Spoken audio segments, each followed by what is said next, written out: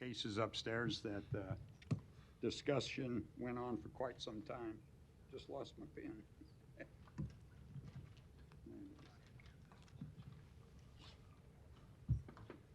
Okay, I will now call to order the meeting. The planning board members that are here today are Sidney Franklin, Jeff Moore, Patrick Morse, Michael Pate, Jorge Sotolongo, Dave Rosacker, Vice Chair, and I am Greg Rosenbaum, Chairman. Members of the city staff that are in attendance today are Dave Fanslau, Planning Director, Eric England, Assistant Planning Director, Mike Carter, Current Planning Manager, Jennifer Taylor of the City Law Department, and Debbie Hightower is our Recording Secretary. Our rules of procedure are as follows. Notice of this hearing has been published. Copies of today's agenda are located on the table in front of us. Should be down here. You're welcome to come down and pick one up. The cases on the consent agenda will be heard first. Consent cases have been recommended for layover, have already been heard, or are perceived by the planning board to be non-controversial, therefore will be read and voted on without the opportunity for your testimony. If you wish to testify, you may remove the case from the consent agenda. When each consent case is read, I will ask if anyone wants the case removed. If you do, please stand up and say so, and the case will be removed. This case will then be heard in the order in which it appears on the regular agenda after we go through the consent cases. When the case is heard, you'll have the opportunity to come to the podium, clearly state your name and address, and give your testimony at that time. When hearing cases on the regular agenda, the board will first hear from the applicant. After the applicant states their case, we will hear from the proponents, and then we will hear from the opponents. After both sides are heard, the public hearing will be closed and no additional testimony will be permitted unless a board member requests additional information. When at the podium, please clearly state your name, address, and whom you are representing for the record. Your testimony is very important to us. In the interest of time and courtesy to others, please be short and to the point. We will try to limit each case to 10 minutes. Those directly involved in the case, please speak first. We request that large groups select a spokesperson to represent that group, therefore eliminating repetitive testimony. When giving testimony, please provide new information and try not to repeat what has been previously said. We do ask that all speakers and others be treated with courtesy and with respect. In that regard, please remain silent while seated, and please turn off your cell phones. Our decision to approve, deny, or continue a case made here today will be forwarded to the City Council for another public hearing and final disposition by the City Council. Conditional use permits are an exception to this rule. The board's decision made here today on conditional use permits are final and not forwarded to the City Council. Lastly, upon the advice of the Law Department, all communications to board members from attorneys or other interested parties should be transmitted through the Planning Department so that they are made a part of the public record. The department will then transmit all that information to the board as well as to the rest of the public. A current copy of the Nebraska Open Meetings Act can be found in a white binder in this room. And we have no changes to the consent agenda, so I'll get started with the consent agenda cases. Agenda item number 3, case C12-22-244. Applicant Sean Negus with Ponca Trails, LLC. It is on for layover.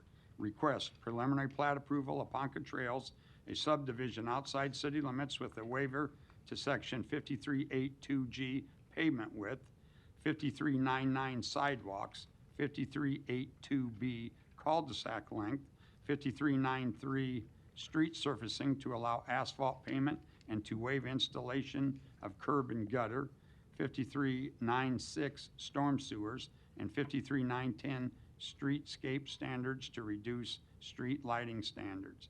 This was laid over from our March meeting, location 14222 Calhoun Road.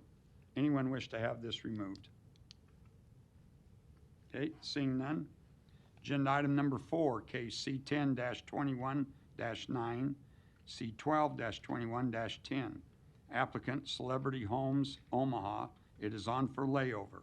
Request preliminary plat approval of Deer Crest North, a subdivision outside city limits with rezoning from DR to R4. This was laid over from our March meeting. Location, southeast of 114th and State Street. Anyone wish to have this removed? Okay, seeing none. Agenda item number 5, case C10-23-52, C12-23-53. Applicant Indian Creek North LLC.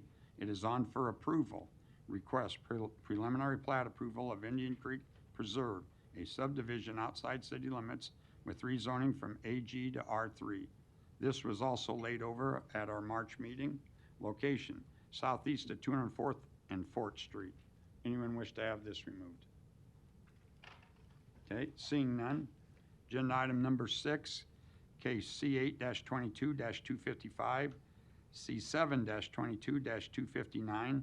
Applicant Sean Negus with Ponca Trails LLC. It is on for layover.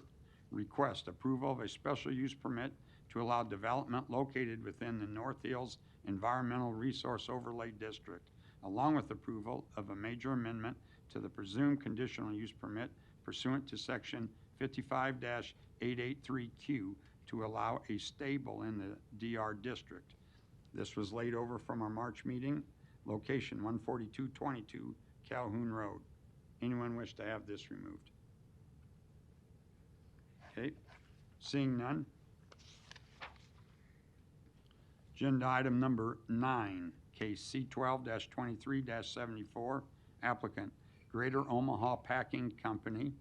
It is on for approval. Request preliminary and final plat approval of Progressive Protein, a minor plat inside city limits. Location northwest and southwest of 26th and O Street. Anyone wish to have this removed? Okay, seeing none. Agenda item number 10, case C12-23-76. Applicant Coveted Copper LLC. It is on for layover. Request preliminary plat approval of Copper Ridge Replat 58, a subdivision outside city limits. Location northeast of 157th and Laurel Avenue. Anyone wish to have this removed?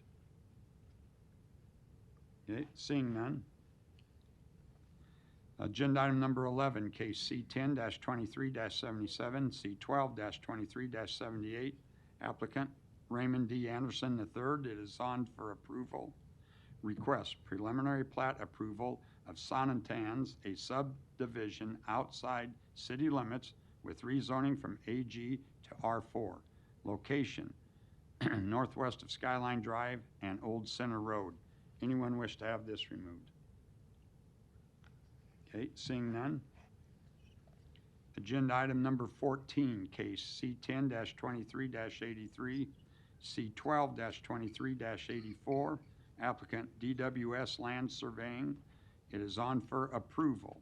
Request preliminary and final plat approval of Deer Creek Replat 27, a minor plat outside city limits with rezoning from DR and R4 to DR and R4. Location 12903 Deer Creek Drive and 13014 Scott Street. Anyone wish to have this removed? Okay, seeing none. Agenda item number 15, case C10-23-85. Applicant Juan Lopez. It is on for approval. Request rezoning from GC to R7. Location 1469 South 16th Street.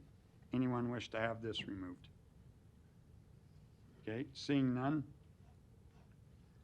Agenda item number 16, case C10-23-86. Applicant Gloria Avalos. It is on for approval. Request approval of the Major Commercial Corridor Overlay District. Location 4110 and 4102 South 13th Street. Anyone wish to have this removed? Okay, seeing none. Agenda item number 17, case C10-23-87. Applicant Gloria Avalos. It is on for approval. Request rezoning from GI to NBD. Property is located within an ACI area of civic importance overlay district. Location 5125 South 24th Street. Anyone wish to have this removed? Okay, seeing none. Agenda item number 18, case C10-92-239. Applicant Bowl New England, Inc., doing business as Spare Time Omaha. It is on for approval. Request approval of a major amendment to the mixed-use development agreement for Lakeside Plaza. Location 17202 Lakeside Hills Plaza. Anyone wish to have this removed? Okay, seeing none. Agenda item number 19, case C10-04-60. It is on, applicant is Royce Falling Waters LLC. It is on for approval. Request approval of a major amendment to the mixed-use development agreement for Falling Waters. Location 6441 and 6425 South 93rd Street. South 193rd Street, sorry. Anyone wish to have this removed? Okay, seeing none. Agenda item number 22, case C10-23-94, C7-23-95. Applicant Jeff Dart. It is on for approval. Request rezoning from R7 and CC to CC District with approval of the Major Commercial Corridor Overlay District, along with approval of a conditional use permit to allow automotive repair services in the CC District. Pending. Portions of the property are located within the flood fringe and floodway overlay districts. Location 11607 and 11655 M Circle. Anyone wish to have this removed? Okay, seeing none. Agenda item number 23, case C8-13-182. Applicant Greater Omaha Packing. It is on for approval. Request approval of the major amendment to the special use permit to allow meat packing and related industries in the HI district. Location northwest and southwest of 26th and O Street. Anyone wish to have this removed? Okay, seeing none. Agenda item number 24, case C7-23-92. Applicant Arnold, Nebraska, LLC. It is on for approval. Request approval of a conditional use permit to allow indoor sports and recreation in the CC District. Location 5585 North 90th Street. Anyone wish to have this removed? Okay, seeing none. Agenda item number 26, case C14-23-8. Applicant property owner. It is on for approval. Request approval of the vacation of a portion of the O Street right-of-way located west of the intersection of 26th and O Street to the west terminus. Anyone wish to have this removed? Okay, seeing none. Agenda item number 27, case C14-23-9. Applicant Planning Board. It is on for approval. Request approval of the vacation of the north-south alley right-of-way located north of O Street, south of N Street, and west of 26th Street. Anyone wish to have this removed? Okay, seeing none. Those are the cases on consent. Do we have a motion for those cases that are on for approval? Motion to approve cases number 5, 9, 11, 14, 15, 16, 17, 18, 19, 22, 23, 24, 26, and 27. Second. You have a motion and a second. Debbie, please record the vote. Rosacker, Yes. Franklin. Yes. Moore. Yes. Morris. Yes. Pate. Yes. Sotolongo. Yes, with the exception of 17, for which I will recuse myself. Okay. Mr. Chair, Yes. approved 7-0. Do we have a motion for the consent cases on for layover?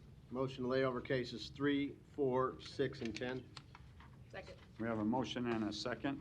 Debbie, please record the vote. Franklin. Yes. Moore. Yes. Morris. Yes. Pate. Yes. Sotolongo. Yes.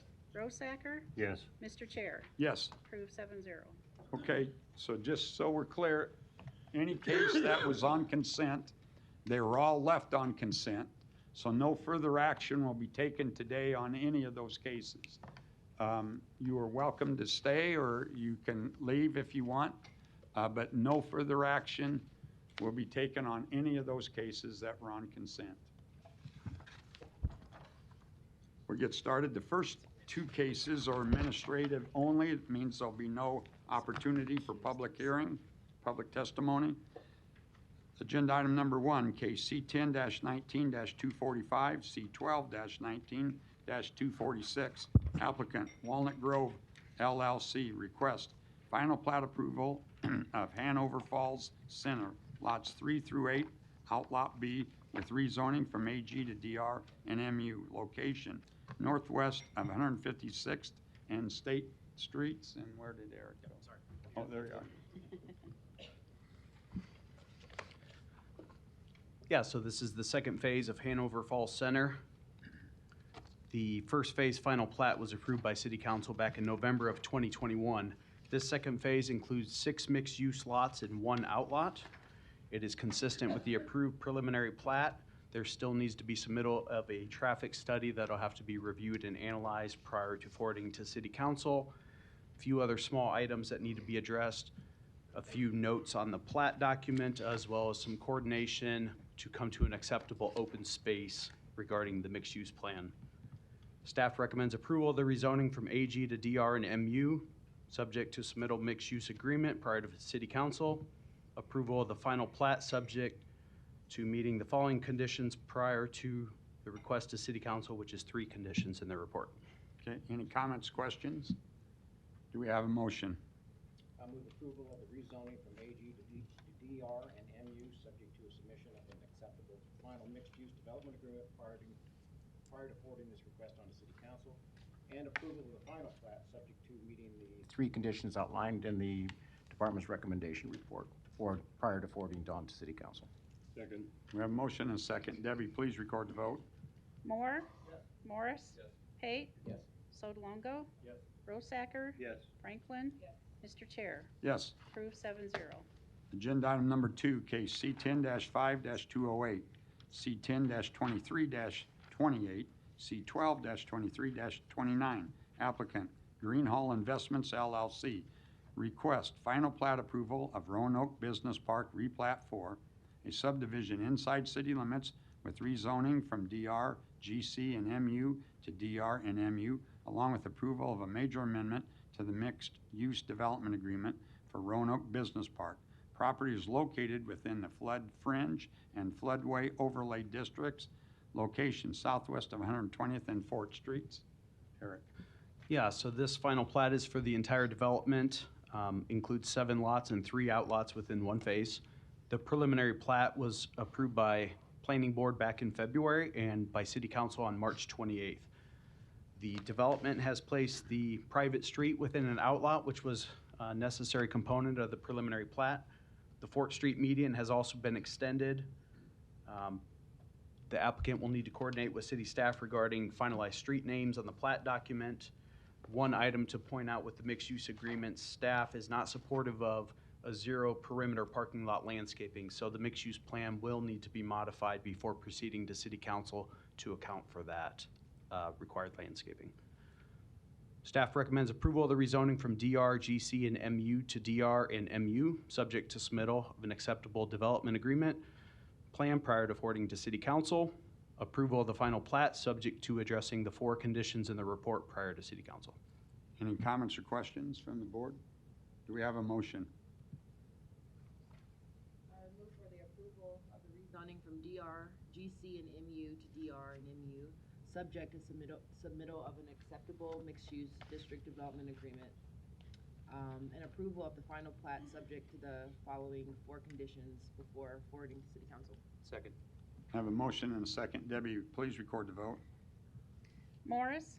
Yes. Pate? Yes. Sodolongo? Yes. Rosacker? Yes. Franklin? Moore? Mr. Chair, Yes. approved 7-0. Okay, moving on. Agenda item number 7. Is that correct, Dave? Yes. Okay. Oh, Before we go any further, I just want to take a moment to welcome our new secretary, Kathy. Welcome to the board. Thank you. Thank you. Agenda item number 7, case C3-23-47, applicant Planning Department on behalf of the City of Omaha request approval of the Hamilton Village Senior Suites TIF redevelopment project plan. Location 4102 Hamilton Street. Don, you're up. Thank you. Yeah, Don Seaton, Omaha City Planning. Project's located at 4102 Hamilton Street. That's right near where military connects with Hamilton. It's a picture of the site. The site is comprised of 6 parcels. 3 of them contain vacant single-family homes. The site will be cleared, and a new 59-unit apartment building will be constructed. Be 4 and 5 stories in height. There'll be 67 parking stalls on site. This is a LIHTC funded project, so it's affordable housing, and it's a senior project, so affordable senior housing. 67 parking stalls. Developers Hamilton Village Suites LLC. It's managed by Melvin Sudbeck and Jim Posey. Put up a color rendering also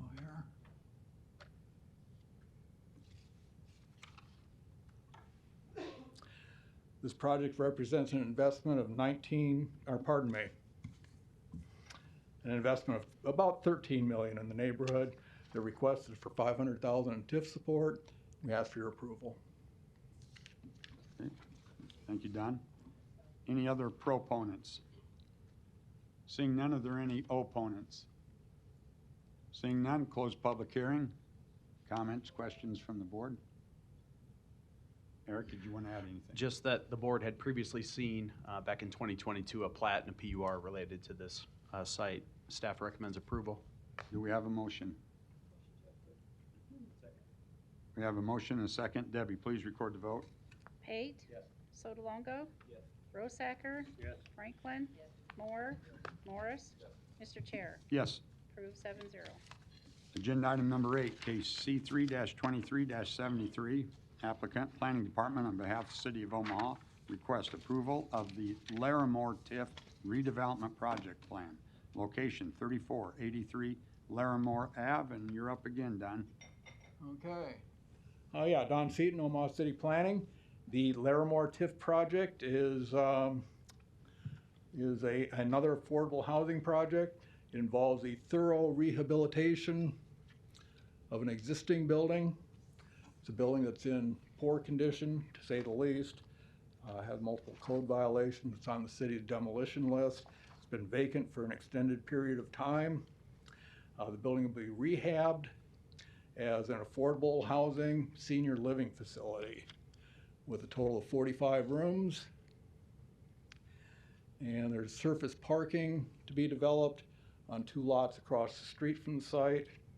Developers OEDC, Omaha Economic Development Corporation, managed by CEO Michael Maroney. This is a $19.7 million project. They're requesting $191,300 in TIF support. Complies with our master plan. We ask for your approval. Okay. Thanks, Don. Any other proponents? Seeing none, are there any opponents? Seeing none, close public hearing. Comments, questions from the board? Eric. Yeah, so obviously this is a good reuse and rehab of the building, so we're encouraged to see that. Staff recommends approval. Do we have a motion? Motion approved. We have a motion, a second. Debbie, please record the vote. Sotolongo? Yes. Rosacker? Yes. Franklin? Yes. Moore? Yes. Morris? Yes. Pate? Yes. Mr. Chair? Yes. Approved 7-0. See, agenda item number 12, case C10-23-79, C12-23-80, applicant Elkhorn Landing LLC, request preliminary and final plat approval of Elkhorn Landing, a minor plat inside city limits with a waiver to section 5384D lot frontage, along with rezoning from NBD to DR and NBD.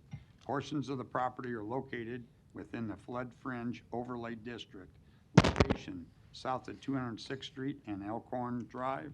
And Doug, you're up.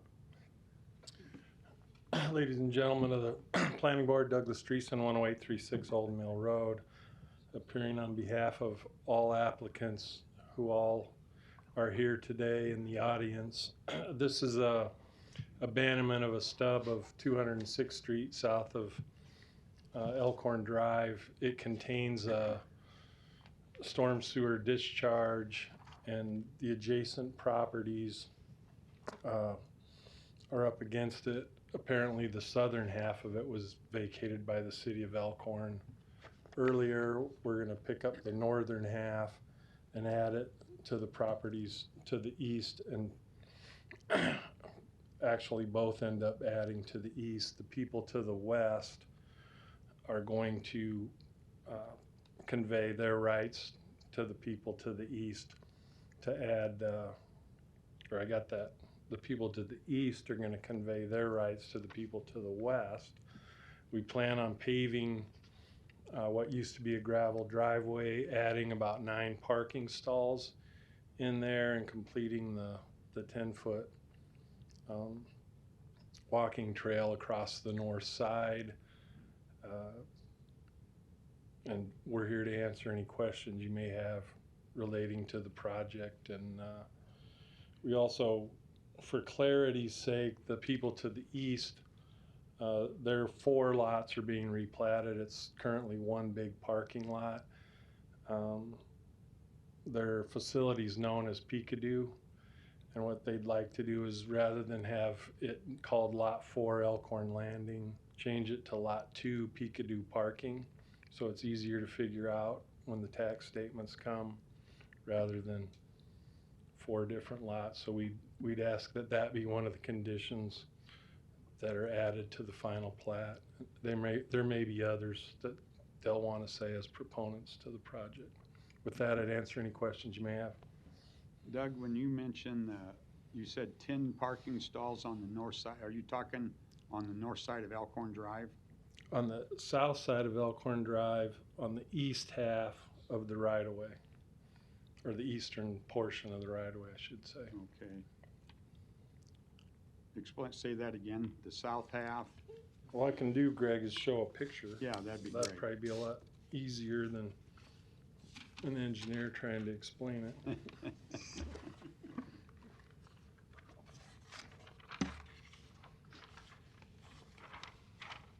Doug, push the lamp up, the pedestal. Yeah, all the way. Technically challenged. Let me use this one.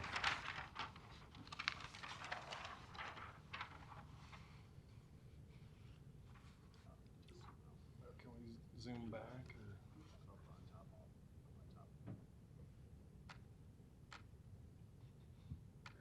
There you are. Okay. Up here is Elkhorn Drive. South is down. These are the stalls that would come in. The driveway will come through all the way and connect to the property to the south. There's currently a gravel drive that does that. So those are the new stalls that would be there. There's a strip in between that currently has some landscaping and trees in there. We intend to leave that for beauty. So, Doug, on that building that's just built there, it's shown dark in your plan. This one? Yes, there were some parking requirements imposed on that building, which I don't think are completed yet. Are you aware of what the status of those are? Real quick, Yeah, for Eric. clarification, the gray is the future building. The one that's being constructed Oh, is to the okay. west there. Okay. Eric just showed me when we were talking upstairs that part of that agreement, before they get occupancy, they have to complete those parking stalls. Okay. Okay. On the north side of Elkhorn Drive. Of the first building. Yes, Okay. that was in the original agreement. So. Okay. And then another question then, this new private street, I guess, is that we're gonna have there, how far south does that go then? I can't see on the, it ends up to the, It goes down and connects to the parking lot to the south. that drawing's not a good one. To Okay. look at, this one here is a little bit better. Here's the intersection up here. The street actually comes down and connects. If you can move that up a Move it bit. up just a bit. There you go. This is the current gravel parking lot. Okay, The pavement will come all the way down and connect to this property. okay. I got it. Okay, Any other questions for Doug? thanks, Doug. Thank you, Doug. Any other proponents wishing to speak? Seeing none of the, Jim, are you a proponent? Yes, Okay. we're kind of neutral. He's smiling. If there's a category for that. Jim Lang, 8526 F Street, attorney for Peekadoo LLC. Peekadoo LLC is the owner to the, if I can get this here. Okay. Peekadoo LLC is the owner of what's proposed to be platted as Lot 4 Elkhorn Landing, which is right here. And then the Elkhorn Landing site is the site to the west right here that Doug was describing. Our purpose to be here is we're neither a proponent really or an opponent. We're concerned about our site, which is just to the east. This site is presently used as a parking lot. It's been improved as a parking lot for the downtown Elkhorn area. And just to the southeast is the Peekadoo Apartments that have been constructed. Don Gardner was the principal in Peekadoo. Now his wife Mona is, and Lindsay, his granddaughter, are the two principals in the corporation. Our purpose of appearing here are 4 items. Number one, we'd like, rather than having our lot being replatted as Lot 4 Elkhorn Landing, we would like to have that lot be platted separately as Lot 1 Peekadoo Parking Lot, Lot 1. To keep it separate. Right now, it's platted as lots 5 through 8 Jones Edition. Number one. Number two, there's landscaping on the west side of our property that we would like to have maintained. It's about a 4-foot area, so we'd like to have the developer maintain the landscaping which is just to the west of our property, on the east side of their property in its present condition. And if during construction they have to disturb the landscaping, that landscaping would be replaced and with landscaping similar to what's there right now. Number three, concerning the vacation of 206th Street, which is just to the west of our property, under the vacation statute, we had having the opportunity to acquire 50% of that.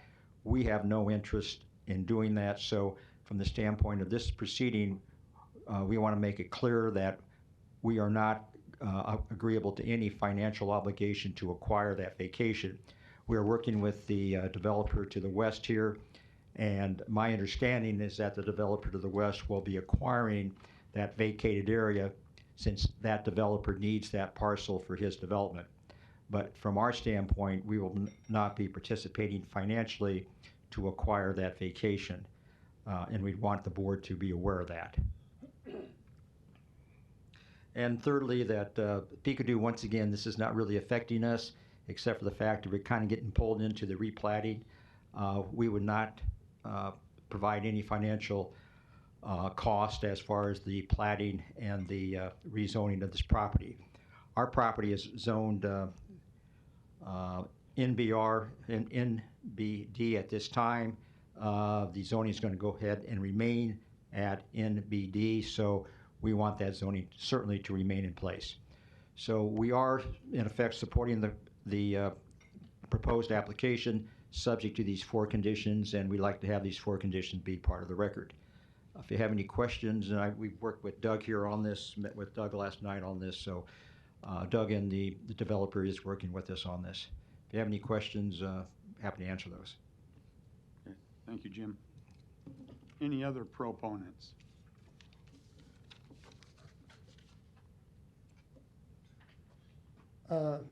Tyler Kearns, 2610 North Main Street. I have an art gallery in downtown Elkhorn. I'm here on behalf of the Business Association as well. We had a couple things we just wanted to have clarified for us.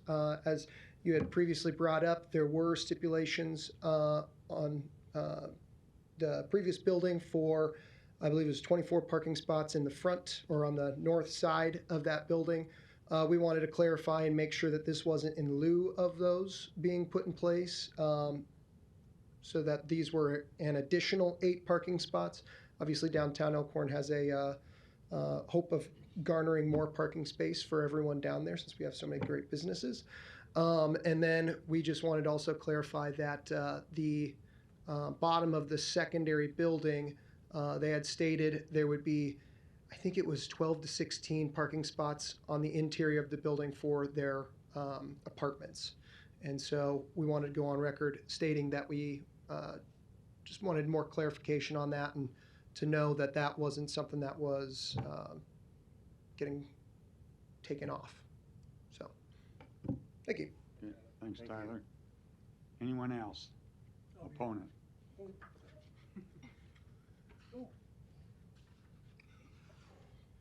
How you been, Carl?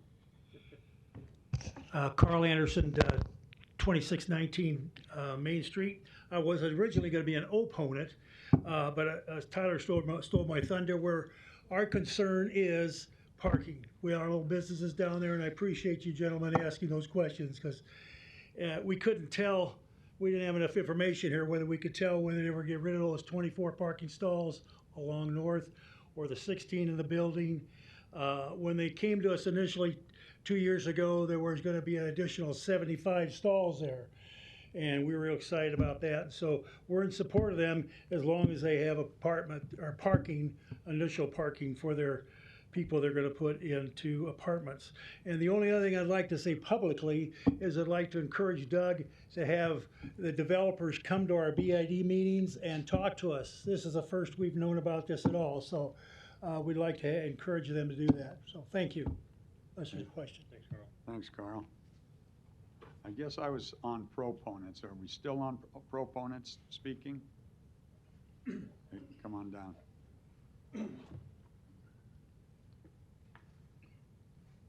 Rod, you're a proponent? Yeah, I mean, my name's Rod Schultz. I'm a neighbor next door to the. Need your address too. 20609 Elkhorn Drive. I'm not fighting the whole program, but my concern is with the parking, and their contractors are parked on the Skyline walking trail all the time. People have to, for a year and a half, 2 years, they've had to walk out in the street to get downtown or to go up to the park. And if they'd have put their parking in before they started or somewhere along it, then we wouldn't have had all these trucks and stuff and all there. And I can understand temporarily if they've got a crane up there or something, they've got to block it. But it's all day long and into the nights and sometimes, and even on the weekends. So it's really been a mess. And there's public mailboxes there too. I mean, boxes for all the neighbors. You can't get to them there. It's all full of mud, and there's piles of snow there in the wintertime, and cars blocking it. So this has taken this long for what, less than a quarter acre of land, and they're asking for another 2 acres of working on stuff. I don't want to see this years down the road having this all blocked. So that's just my concern. Rod, have you ever called the city to file a complaint about? No, I mean, I guess I thought this was about done. So I thought, okay, no sense fighting it. We can go on. And I realize you got to fight with a little bit. If this could go on years, I want some conditions in there, I guess. Okay. If that sounds fair. Yeah. Thanks, Rod. Any other proponents?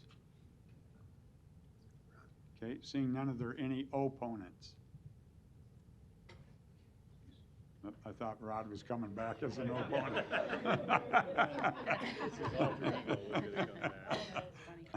All right, going to close the public hearing. Any additional comments or questions before we hear from Eric?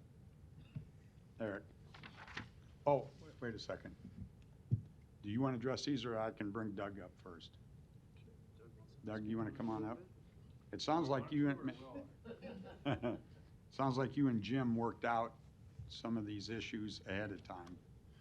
Need your name and Yeah, we address. worked them out about Doug. 18 hours ago. Doug, I need your name and address, please. Doug Dreesen, 10836 Old Mill Road.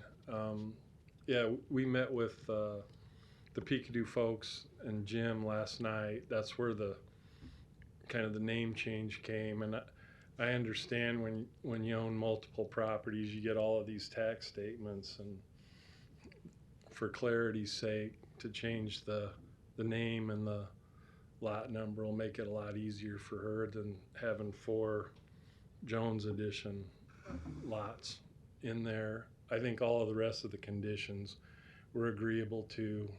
As a lot of you guys know, construction, particularly in the last 3 years, has really been lengthened on schedule due to all kinds of different reasons. I think this going forward will move much quicker than what it did before.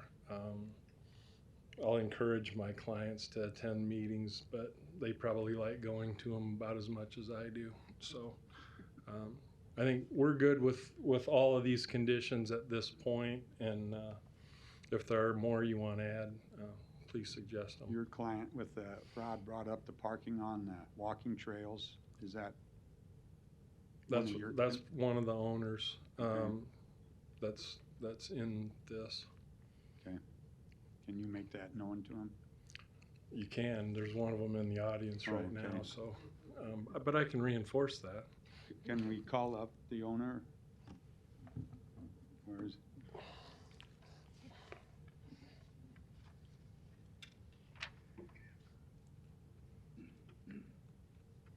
Name and address, please.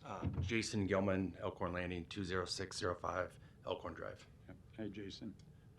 You heard Rod about contractors parking on the walking trail. Is there anything you can do to put a stop to that? Yeah, for sure. We'll let them know that and make sure that's addressed. Yeah, that'd be better than, it's always faster and easier than him calling down to the city and sending somebody out, so. Yeah, for sure. I appreciate you doing that, Jason. Yep, absolutely. All right, thank you very much. Thanks. All right. Eric. Yeah, so can hopefully help with a few of these items, maybe not on a couple of them. We cannot have a plat name with 2 different legal descriptions. So I'd like to bring up Ryan Haas from Public Works. I just have a few clarification questions regarding the vacation of 206th Street. I don't believe that Lot 4, which is, well, Jim Lang, his client, owns the surface parking lot basically to the east of 206th Street. Ryan, could that eastern property owner be included on the plat as far as a signature block to allow the vacation of the right-of-way entirely to the western property owner and not have Lot 4 as part of the plat? Ryan Haas with the Public Works Department. No, because their site is comprised of 4 lots, and without 206th Street, the back 3 lots would not have frontage to a right-of-way.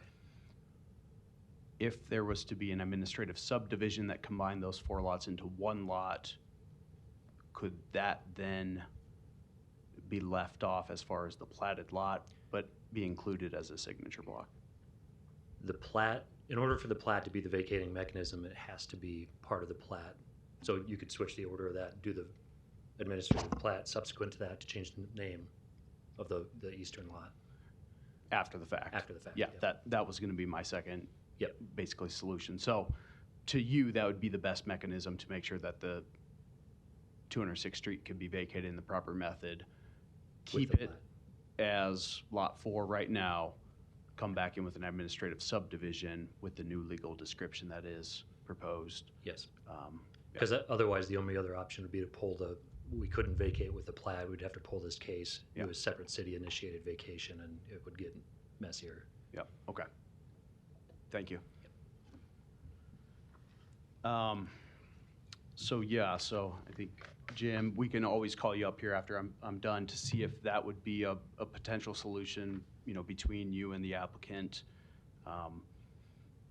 Basically followed up with an administrative subdivision.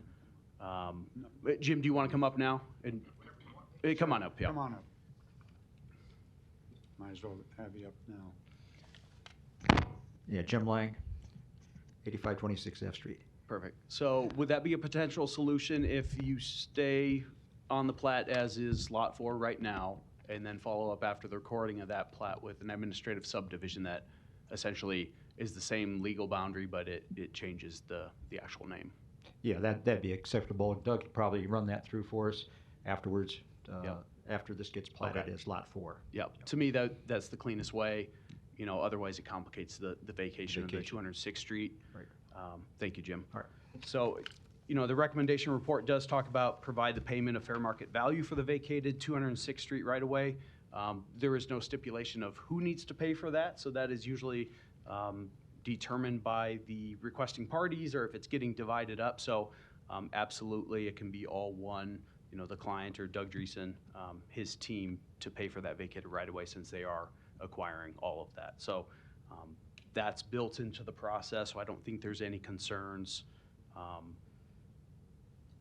You know, we don't typically modify a recommendation condition to account for that. I guess we could ask Doug, you know, to go on the record if, you know, just verbally if that would be acceptable. And I believe that's the plan. So Doug, could you? Douglas Dreesen, 10836 Old Mill Road. We're perfectly amenable to doing that. Yeah. Okay. Thank you. One other issue that Jim brought up was about protection of the landscaping stuff. Is that something that can be done inside their whole agreement? Yeah, I mean, based on the request for a rezoning and a plat, I don't really think that's a proper item to condition with this report as well. Right. But, you know, verbally, I guess, would you know, replace the landscaping if there is damage to that based on your project? Yeah, this group's played in the sandbox together pretty well. I think they're all gonna get along. And none of these are a surprise today, so we plan on maintaining the landscaping, not asking Peekadoo for financial contribution to the purchase of the right-of-way. We'll try to do our best to keep contractors off the trail. There's nothing here that I think's a problem. We'll do the administrative sub. We'll just come back with staff, get that done. They'll get the name they want, and things will get all cleaned up. Okay. You know, one other big item I was going to discuss is related to the comments on parking. You know, the 25 parking stalls on the northern portion of Elkhorn Drive, that was conditioned as part of the TIF redevelopment agreement. So just as of the last hour, our permits and inspections has already put a certificate of occupancy hold in place for the project. So the building cannot be occupied until those parking stalls are put in. So if you haven't begun that process of the OPW in getting those plans approved and getting those stalls put in place, I would definitely encourage it. Doug, do you know how close that building is to being ready for a certificate of occupancy? Actually, Greg, I do not. I've not been out there in quite a while. Jason, I think Jason's probably the guy to ask Jason about will that. probably know. We'll need your name and address again, Jason. Jason Gilman, 20605 Elkhorn Drive. It's almost ready. Okay. Like we're going through final inspections right now and everything. So those we'll stalls absolutely do the parking. We weren't aware that we had to do it before the occupancy certificate was issued until just now. I mean, I guess I'd ask if we can get a little bit of grace on that because no one was ever said that, but we have full intention of doing it. We've just been waiting on the weather. That was approved by City Council, so this board doesn't have the authority to modify that. Yeah, we just been waiting on the. That was in the original TIF agreement, I believe. That you had. We just been waiting on the weather to get it done. Okay. So that's the only thing we've been waiting on. Yeah, the weather's been bad. Yeah. So. Okay, but you're close. Yeah, we're real close. Okay. Yeah. Thanks, Jason. Yep. Just in general, this area, and you know, as many people know, downtown Elkhorn is zoned neighborhood business district. There are no parking requirements required as as part of developments. Of course, it was a little more unique because that was a condition of the tax increment financing that was previously approved. But aside from that, I guess it's not a code requirement that the surface parking that's being provided, the 10 stalls, is included, but obviously that is what they're seeking, which is completely acceptable. So I don't think we would have any recommended additional conditions. I think we addressed all of those. So I'll read the staff recommendation if you have further questions, either from, whether it's Jim or Doug or anyone else, we can do that. Staff recommends approval of the rezoning from MBD to DR and MBD, approval of the waiver to section 5384D lot frontage, approval of the preliminary plat subject to the 6 conditions in the report, approval of the final plat subject to the conditions of preliminary plat approval, and submittal of an acceptable final subdivision agreement prior to City Council. Do we have a motion? Motion for the approval of the rezoning from MBD to DR and MBD. Approval of the waiver to section 5384D lot frontage. Approval of the preliminary plat subject to meeting the 6 conditions in the staff report. Approval of the final plat subject to conditions of preliminary plat approval, and submittal of an acceptable final subdivision agreement prior to forwarding to the request to City Council. Second. We have a motion and a second. Debbie, please record the vote. Rosacker, Yes. Franklin. Yes. Moore. Yes. Morris. Yes. Pate. Yes. Sotolongo. Yes. Mr. Chair, Yes. approved 7-0. Thank you very much. Thanks, guys. Okay, we're going to take agenda items 13, 21, and 25 all together. Agenda item number 13, case C10-23-81, C12-23-82. Applicant Roger Keaton, request preliminary and final plat approval of Child Saving Addition, a minor plat inside city limits with rezoning from GO and GI to GO. Property is located within an ACI area of civic importance overlay district. Location southeast of 46th and Dodge Street. Agenda item number 21, case C10-23-90, C8-23-91, applicant Roger Keaton, request rezoning from R7 GO, GC, and GI to GO with approval of the ACI 2 area of civic importance overlay district on a portion of the property, along with approval of a special use permit to allow surface parking in the GO district pending. A portion of the property is located within an ACI area of civic importance overlay district. Location southwest of 46th and Dodge Street. And agenda item number 25, case C7-23-93, applicant Roger Keaton, request approval of a conditional use permit to allow large group living in the GO district. Location southeast of 46th and Dodge Streets. May we hear from the applicant, please? Good afternoon, ladies and gentlemen. Dan Dolezal, Earhart Griffin Associates, 3552 Farnham Street. We're the civil engineers and land surveyors for this project. CSI, as you know, and I've got Rob in the audience here to describe a little bit more about their function and their mission. But they are an existing nonprofit that resides in a building at 46th Dodge Street. This building addition represents an effort to meet their increased needs and missions. It's been a really complex project because of the different uses, because of the different properties. I want to commend Dave's staff for working with us so closely and in step with everything that we've been approaching. What you see before you is the actual building site that's going in at the east side of the campus. This is the building. Oh, there's my hand.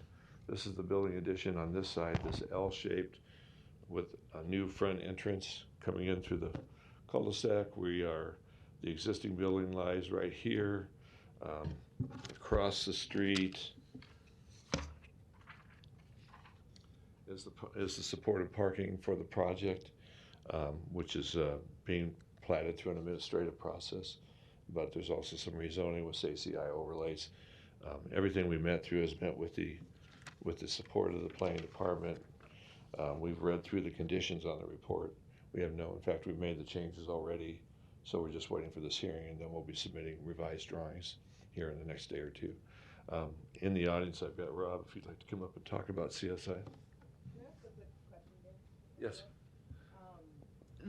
So the existing entrance right at that corner at 46th and Dodge, that's going away? That's going away. Yeah, it's a terrible place Isn't to. it? Yeah, so it'll be it'll be kind of a cool plaza, kind of an art piece. It'll be a signature piece for them that is going to really stand out in that corner. So. Okay, thank you, Dan. Hi, good afternoon. Rob Zimmerman with Project Advocates, 1313 Cumming Street, Suite 200, 68102. I'm the owner's representative for Child Savings Institute and have been working with them for a few years now on the program. Child Savings Institute has been in the Omaha community since 1892, and they provide services such as child welfare, early childhood education, juvenile justice, mental health, and prevention services to kids in our community. The three main areas that we're expanding as part of this project are the early childhood education. We're adding classrooms, also adding more capacity for mental health therapy, therapeutic areas for children, and as well adding capacity in the juvenile justice center. It's actually a shelter for kids in trouble. So that's the main impetus for this project. And like Dan said, it's been a challenge dealing with a lot of site constraints as we deal with grade changes and that turnoff onto Saddle Creek Drive. So a lot of challenges, but things are coming along well with fundraising, and we're excited to get this moving. And thank you. Thank you, Rob. Any other proponents? Seeing none, are there any opponents? Seeing none, close public hearing. Any additional comments, questions? Eric. Yeah, so I'm gonna selfishly take a brief moment here.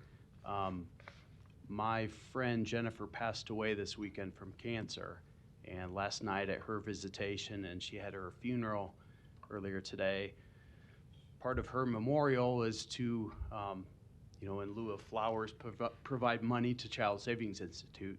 Her and her husband had worked with this organization for a kid they had fostered and who had been at CSI and ended up working through the adoption process. So I just want to take a moment and, obviously there's a lot of really great programming that this use is providing. So I just want to take a moment, kind of unique as part of my life. So before I choke up here.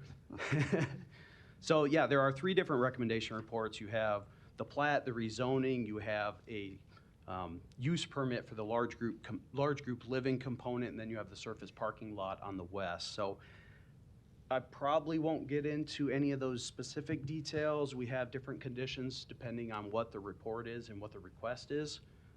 So unless you have specific questions that you want to answer, there are things about dedication of right-of-way that needs to occur. There's a vacation of the east-west alley on west of 46th Street that needs to take place before the parking lot could be constructed. So those are just a few of the highlights, but I won't go into those details. So unless you have questions or comments, I could just get into the report for starting with number 13. Yeah, let's go with 13.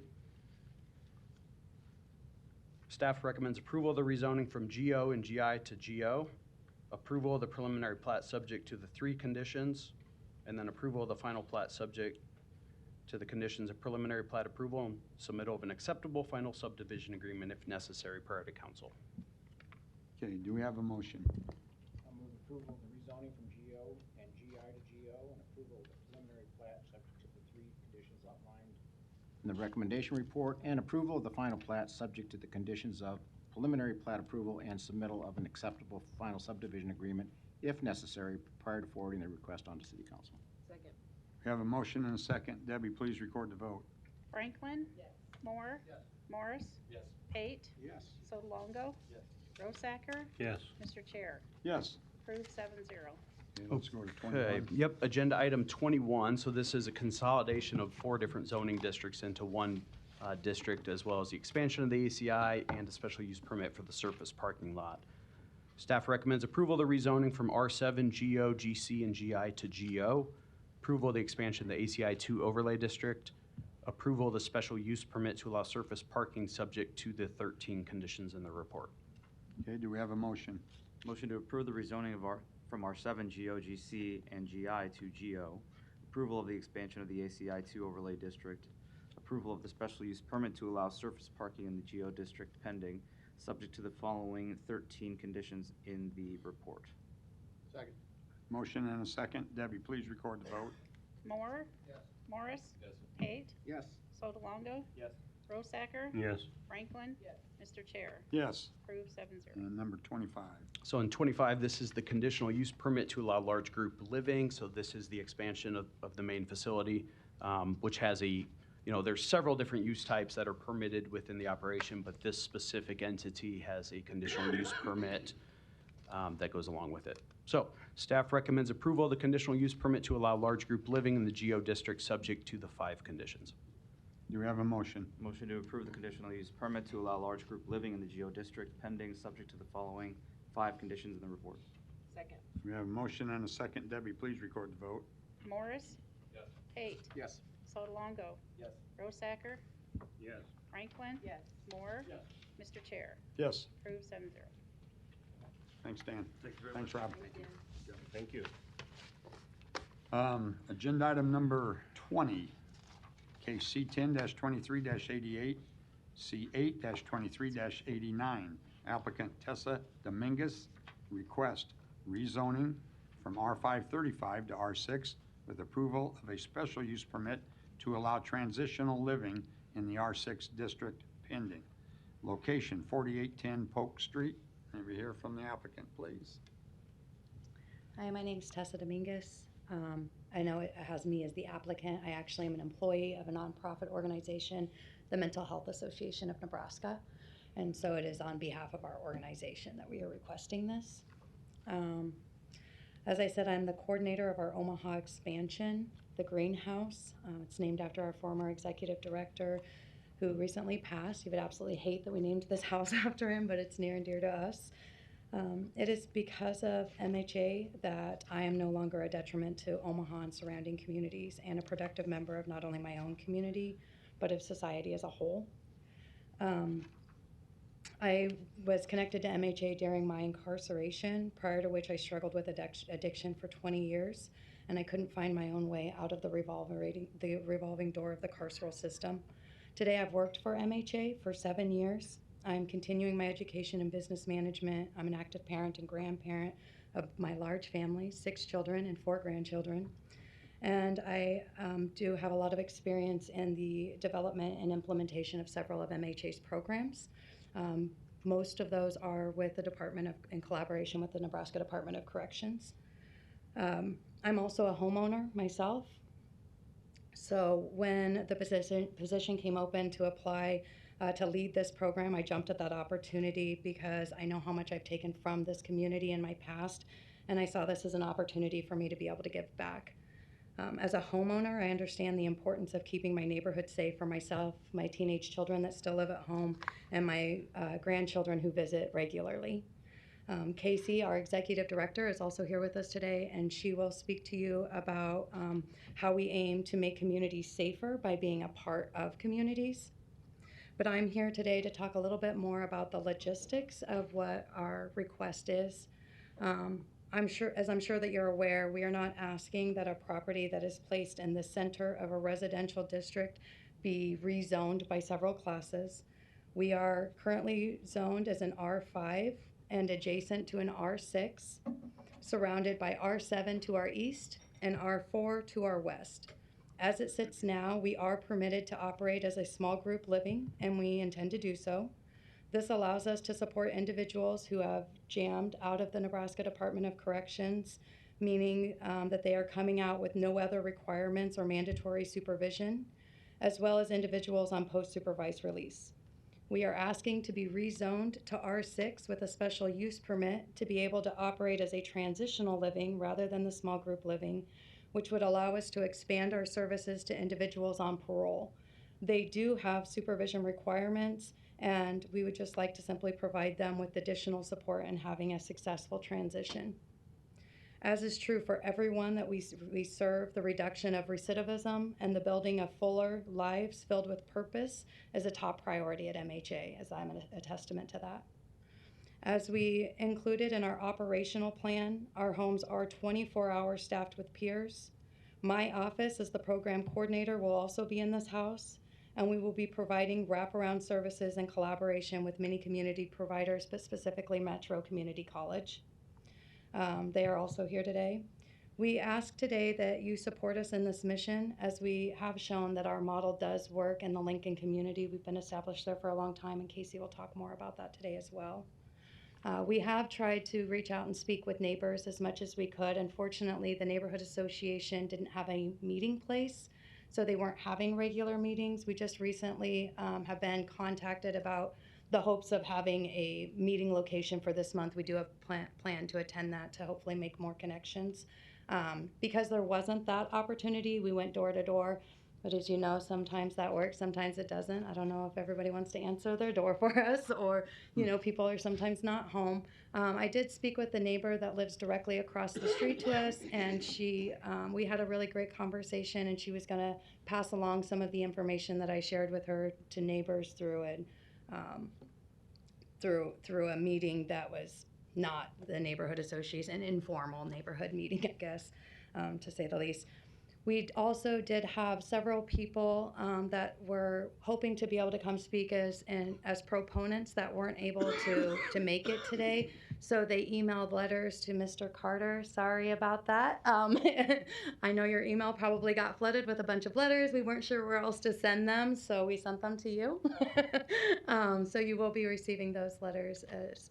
They are mostly from members of our neighborhood associations in Lincoln and our neighbors there, as well as some police officers with the Lincoln Police Department, as we work very closely with them, and then also some of our Omaha community partners that we'll be working with here in Omaha.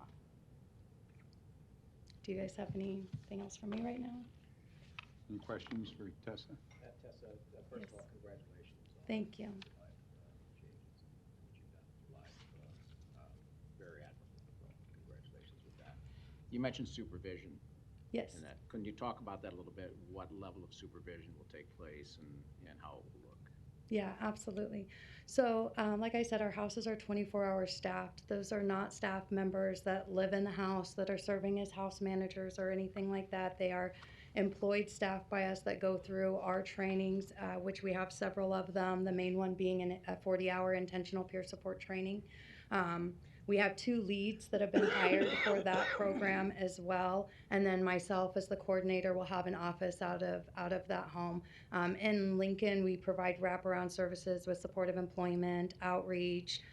We provide programming in the house as far as rent-wise, helping people learn how to be good tenants and learn what landlord-tenant laws are. WRAP, which is Wellness Recovery Action Planning, which is one of my key things in my own recovery, but it helps us look at wellness differently and how we can take personal responsibility for that. We also provide trauma groups. And then here in Omaha, the Metro Community College 180 WRAP program will be providing a lot of those wraparound services that we also traditionally provide in Lincoln. And are you managing the traditional living program somewhere else right now? Yeah, so I was the coordinator of our 20-bed transitional living home in Lincoln, the Hanu home, and then when I took on this position, I also do a couple of other programs in the prison. I had to step away from Hanu's coordinating so that I could focus on trying to get this up and going in a new community. Okay, so. Thank you. Now, the facility you have in Lincoln, what kind of a neighborhood is that in? So we have the Legacy Assisted Living next to us. We have another assisted living across the street, a daycare on the corner, and then we have residential to the other side of us on that block. Like, there are neighbors that kind of come up to us. We also have another home over there, a mental health respite home that is right in the middle of a residential neighborhood. Any other questions for Tessa? Thank you. All right, thank you. Any other proponents wishing to speak?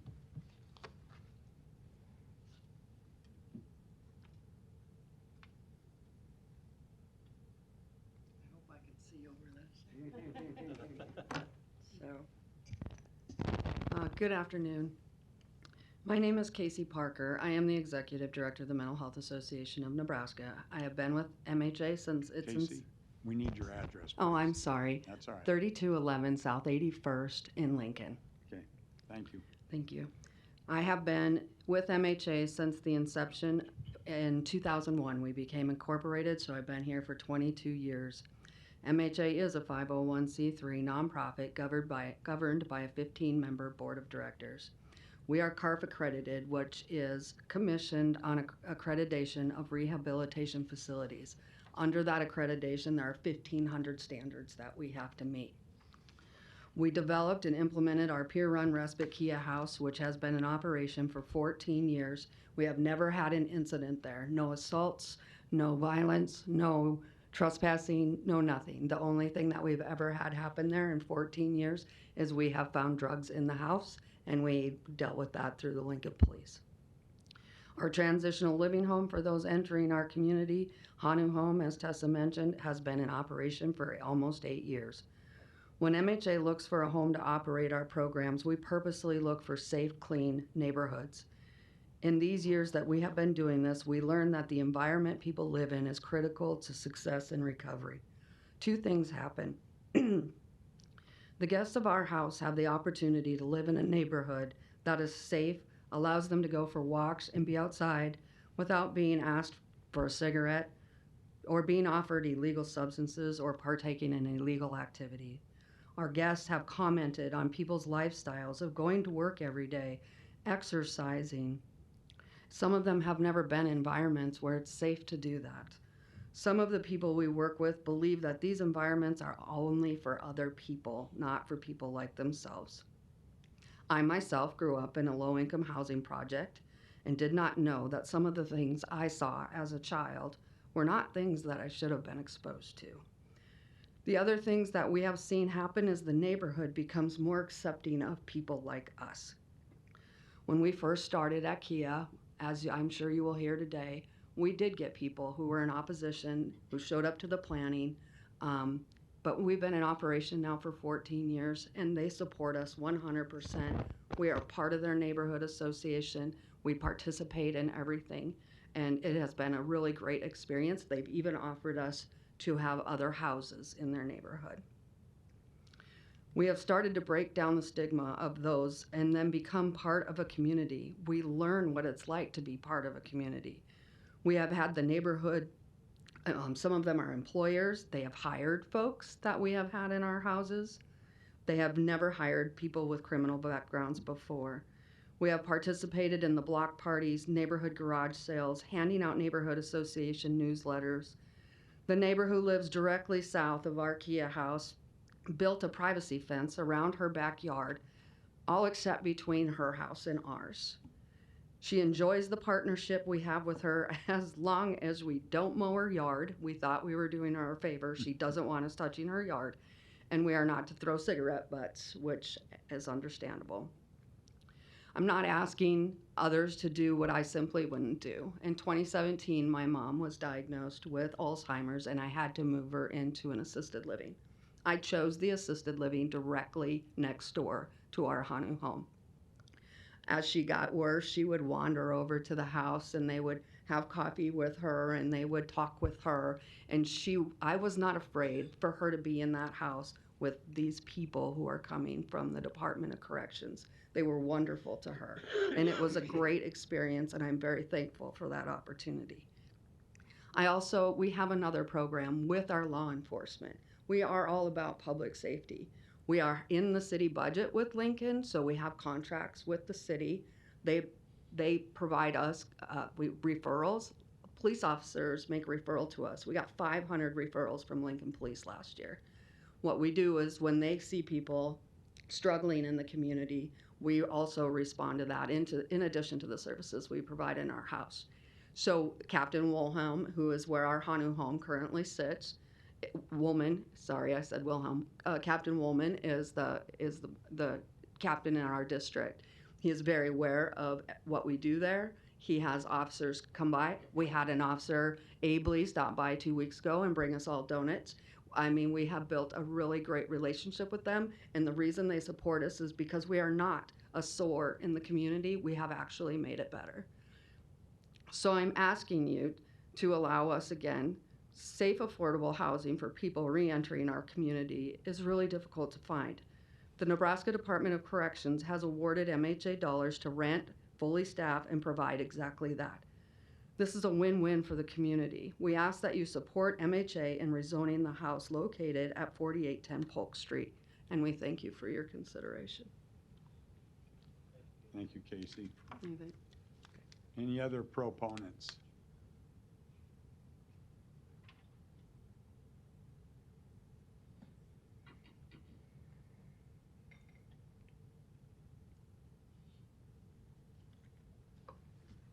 Hi, Sandra Newsom, 2429 Fontenelle Boulevard.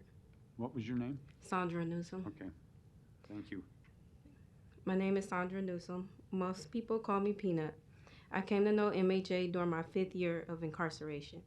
I told them that I didn't have nowhere positive to go in Omaha when I was released. They responded with, "Come to Hanu in Lincoln." That is exactly what I did. Little did I know they would still be in my life and the support that I need.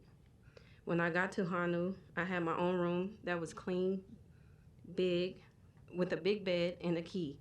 I had the care and support from my peers day to day. When I had problems at work, I knew that I could go home and come up with solutions with my peers. When it was time to move out on my own, I was debating if I was ready or not. And it was the most difficult thing because I came to know my neighbors and my community. With a gentle push and a lot of reassuring, I knew I had the keys to live responsibly on my own and be successful in the community. MHA reassured me that I could visit anytime, which I also did, and eventually became employed with MHA.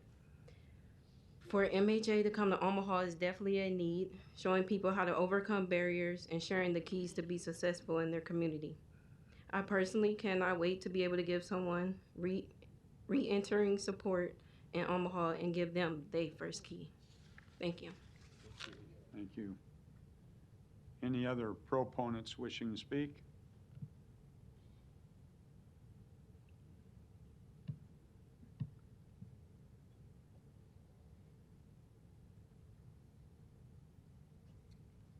Hi, Sherry Worth, 4546 Seward Street, Omaha, Nebraska. I am with Metropolitan Community College's 180 Reentry Assistance Program. I am the program manager. Our goal is to educate and train. We are funded as MHA through the Nebraska Department of Corrections as our primary funder and private funders throughout the city. We focus on we are based on the Fort Omaha campus, and we focus on education inside the prisons. We do college education inside the prisons, and we work with individuals coming out of the state prisons with federal probation, state probation, misdemeanors, treatment centers, the same thing as MHA, to help them reacclimate to society. We have a job center, we have an education center, we have a pantry. We are able to assist with the basic needs, the Social Security card, the birth certificates. We do budgeting classes. We do all different kind of workshops. And we will partner with MHA on this endeavor in Omaha. We watch them in Lincoln, and we were so excited that they were here in Omaha because there's a need. You know, we see it with the incarcerated individuals being released and even those coming out of treatment. So our plan is to have 2 peer mentors through 180 who will be housed and work directly with MHA so we can offer them. We have the job center with resume workshops. We'll build them resumes. We work with over 350 plus employers in the Omaha community who are willing to hire and work with the population we serve. And it does work. I could tell you statistically, I think 85 to 90% of our staff also has criminal histories. We are recognized for the biggest reentry center on campus in the nation because it does work. And we are, not only are we reducing recidivism, but we're building healthy families and we're teaching children that mom and dad can be there and trying to break the cycle. Sherry, great work, obviously, with what you're doing. Thank you. So you talked a little bit about, resume building and some of those types of things. Do you work on or have any programs regarding job skills training? We for do. Different types of jobs that they may be able to apply for? Yes, so we do different groups on working like work, employment, interview practices, different employability skills, on soft skills. When they meet, we have an actual job center. So when we work with them, when they meet our team, they do a resume worksheet. Our job center coaches, they review the worksheet, they type up the resume, they meet with the individual, and then they go over the different avenues. We also address the barriers, right? We do recognize that. We let them know that barriers are in place, right? As I can tell you, I am in recovery, mental health. I have been in and out of county jail, a single parent, and I know certain jobs I'm just not ever going to be able to do, and I got to accept that, right? So we also work on that. We do the Holland assessment, the career assessment, to help them plan. And another amazing thing we have the opportunity to do is when we do find them employment, we can give them bus passes, we can buy them tools, we can purchase them work boots and clothes, bikes. We have the funding where we can get them bikes if they need, because if the bus system doesn't run where they're at, or a lot of guys don't get off till 11 and the bus system doesn't run. So we do all that skill building.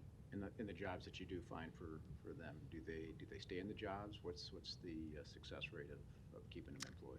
They do. And I think what we found is the importance of gainful employment.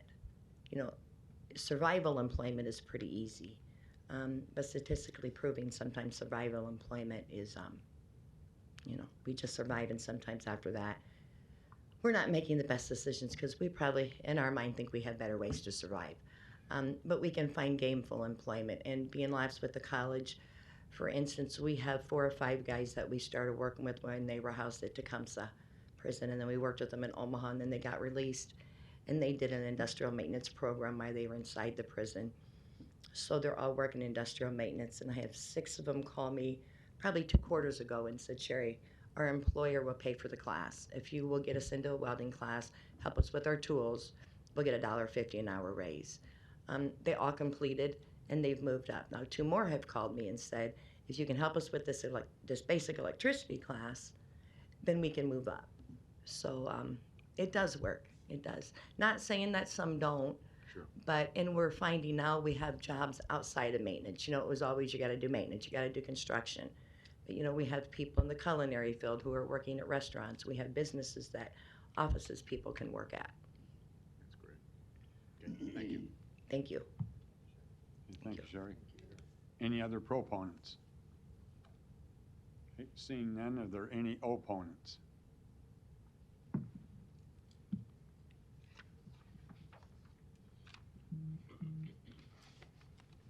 Nina Zimba, 4824 Polk Street.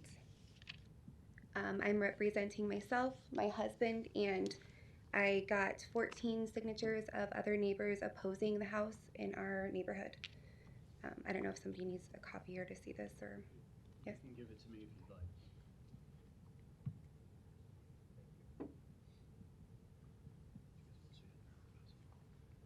you'd like. I do appreciate that these places are needed in our community, and that they do help people in the community. My mom was actually a alcoholic most of my life, and so I really do appreciate the work that they're doing.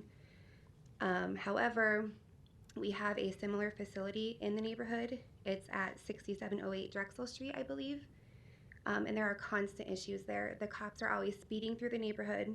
Sometimes they're blocking off the street, and always these issues are occurring outside in the front yard, on the street, where all the neighborhood kids get to witness it. And so really we don't need one down the street and one up the street, if possible. I think the location is dangerous for the people living there. We keep talking about, substance abuse problems and mental health issues.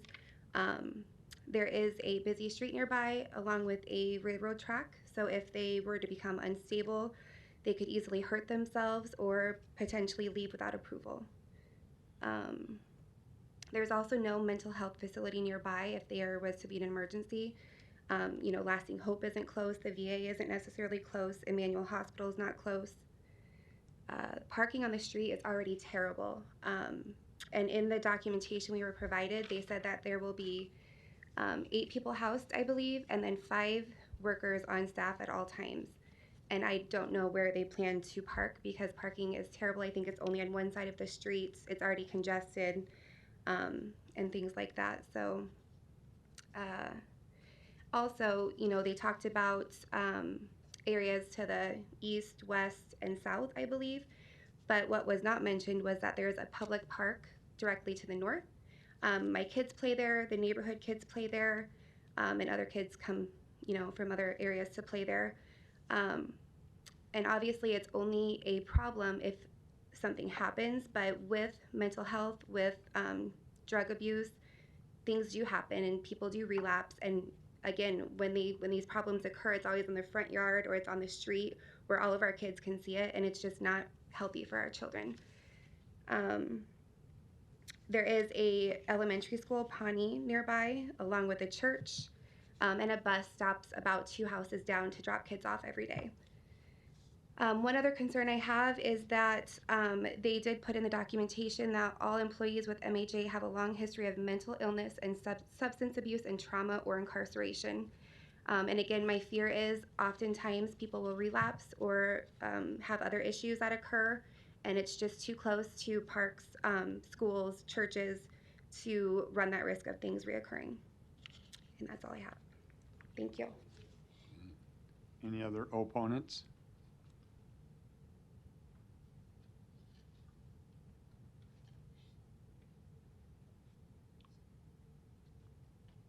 Carol Dudzak, 4825 Polk Street. Again, a lot what Nina had said. Our concern, a lot of our residents along that street have been there like 50 years. I mean, there's a lot of elderly people. And the house 2 doors to the west of this transitional housing is Omaha Housing Authority house. It's currently being vacated. We've had good and we've had not so good residents in that at that address, so that's a concern. And also down on South 49th Street, there's also additional special needs housing.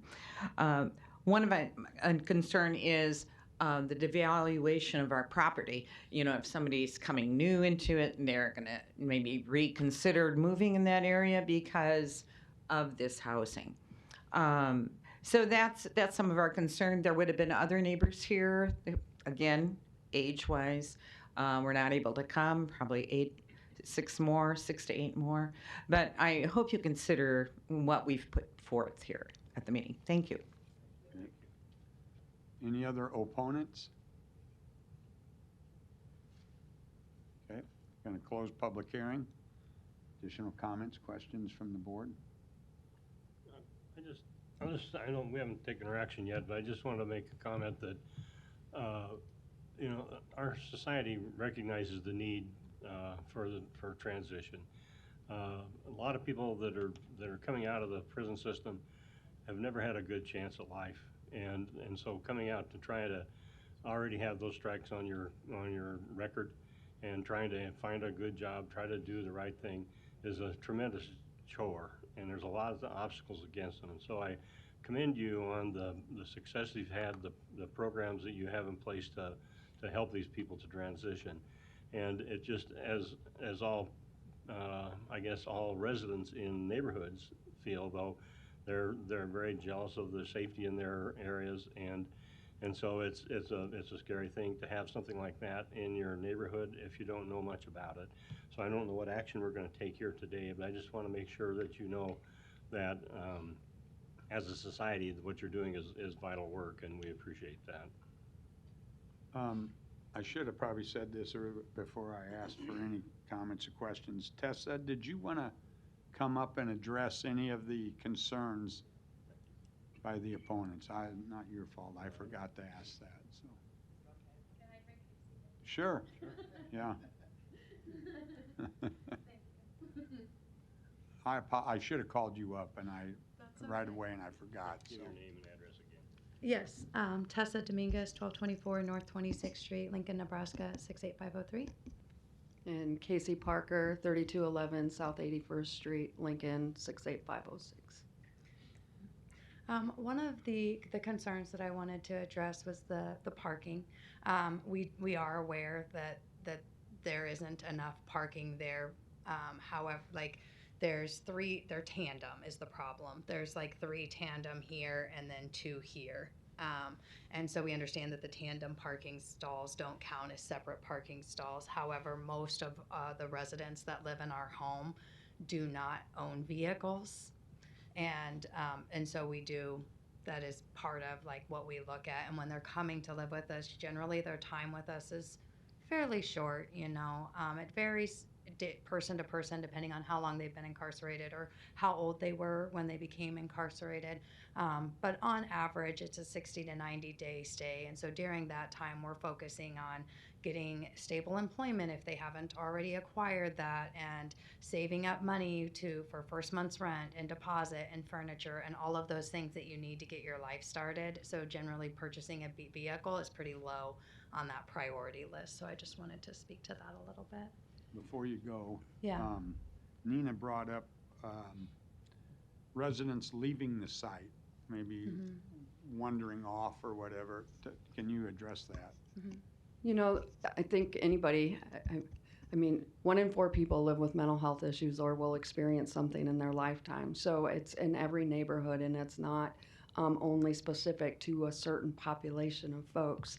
What I think is important to know is that we have a system in place that if somebody, I mean, they're not, and we don't work with folks who are above our capability. So as far as wandering off, and if their mental health issues are to the sort that it's a safety concern, that's way above our level of care, and we would work with NDCS social worker to address that.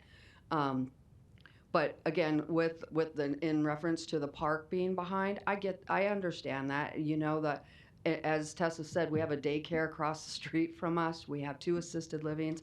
All of the folks are not saying anything that we haven't heard before. But there's a lot of stigma around mental health and like the decrease in property. Actually, at Kia House specifically, that property value increased because we cleaned it up.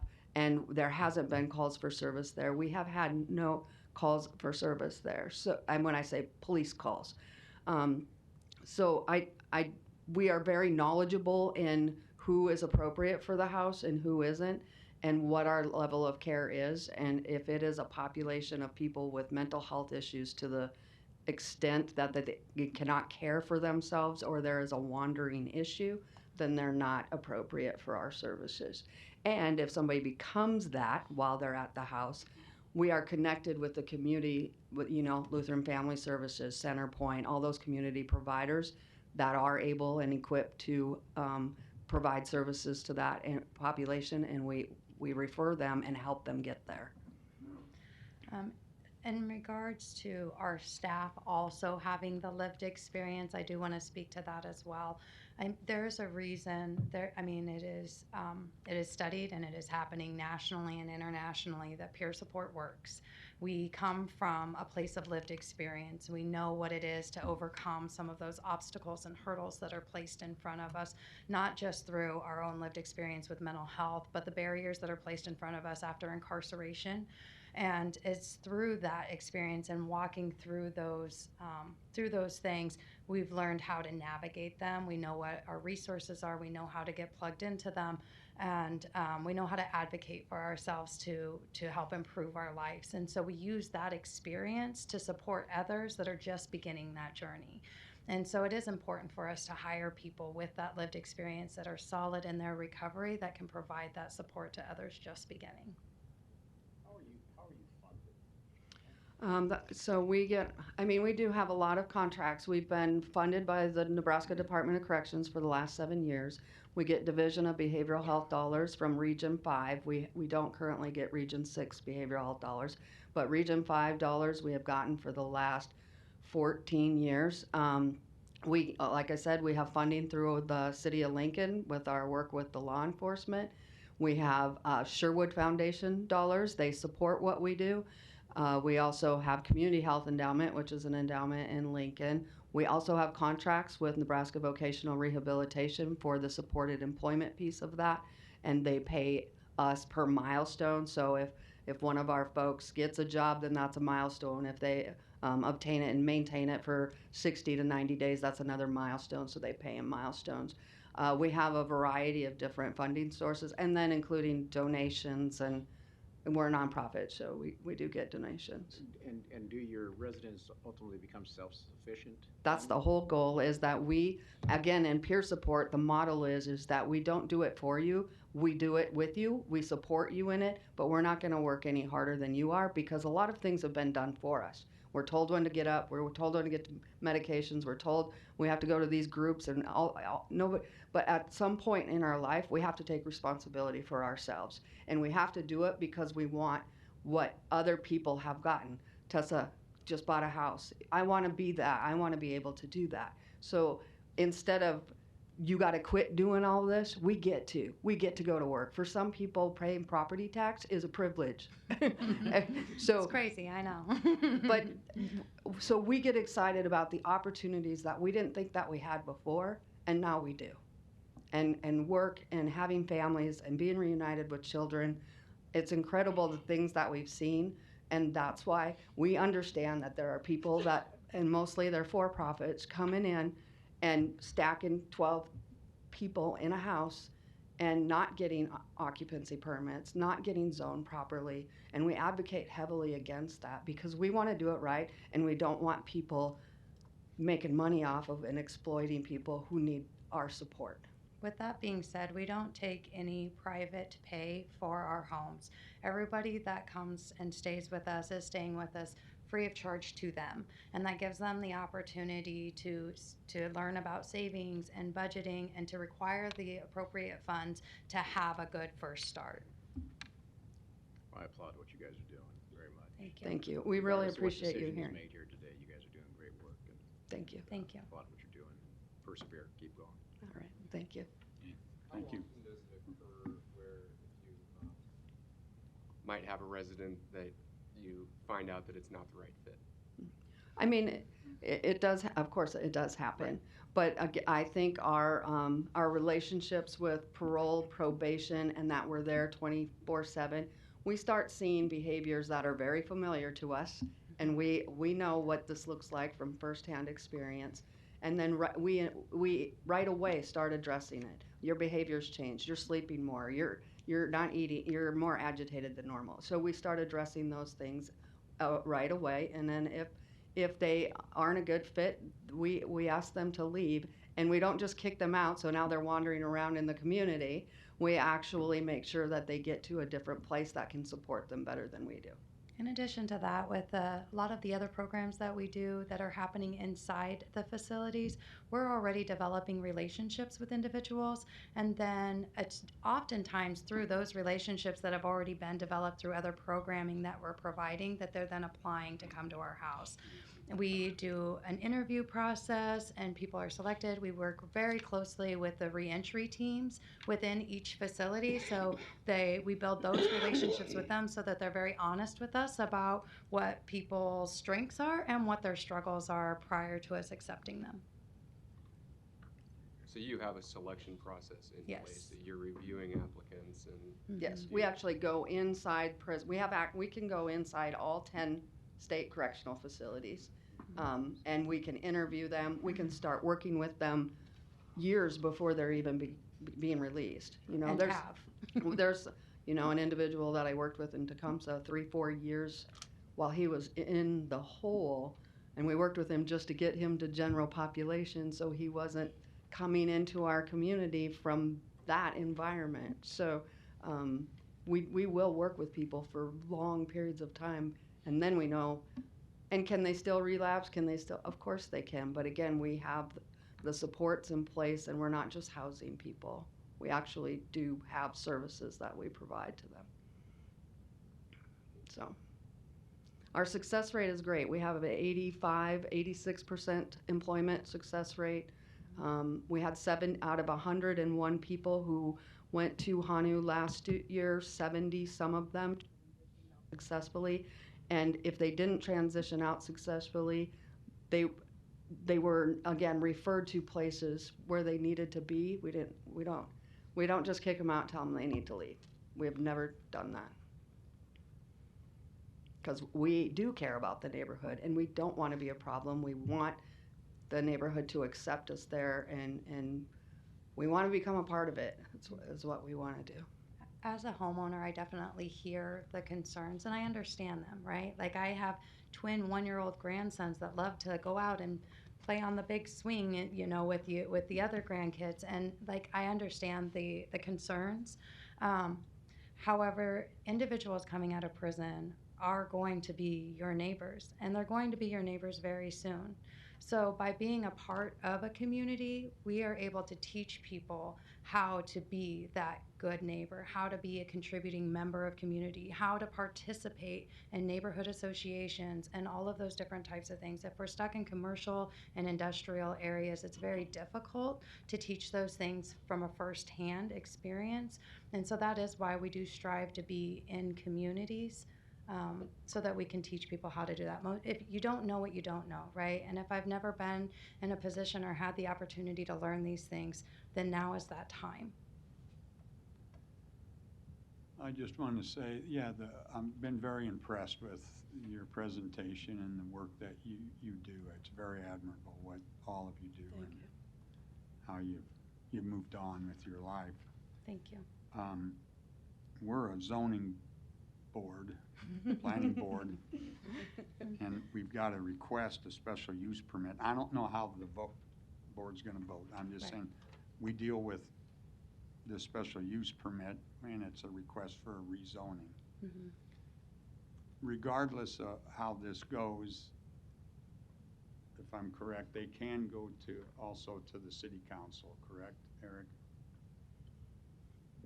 Yes, so you have two components of the request. There's a rezoning request to R6, along with that, a special use permit for the use for transitional living in that R6 district if it was approved.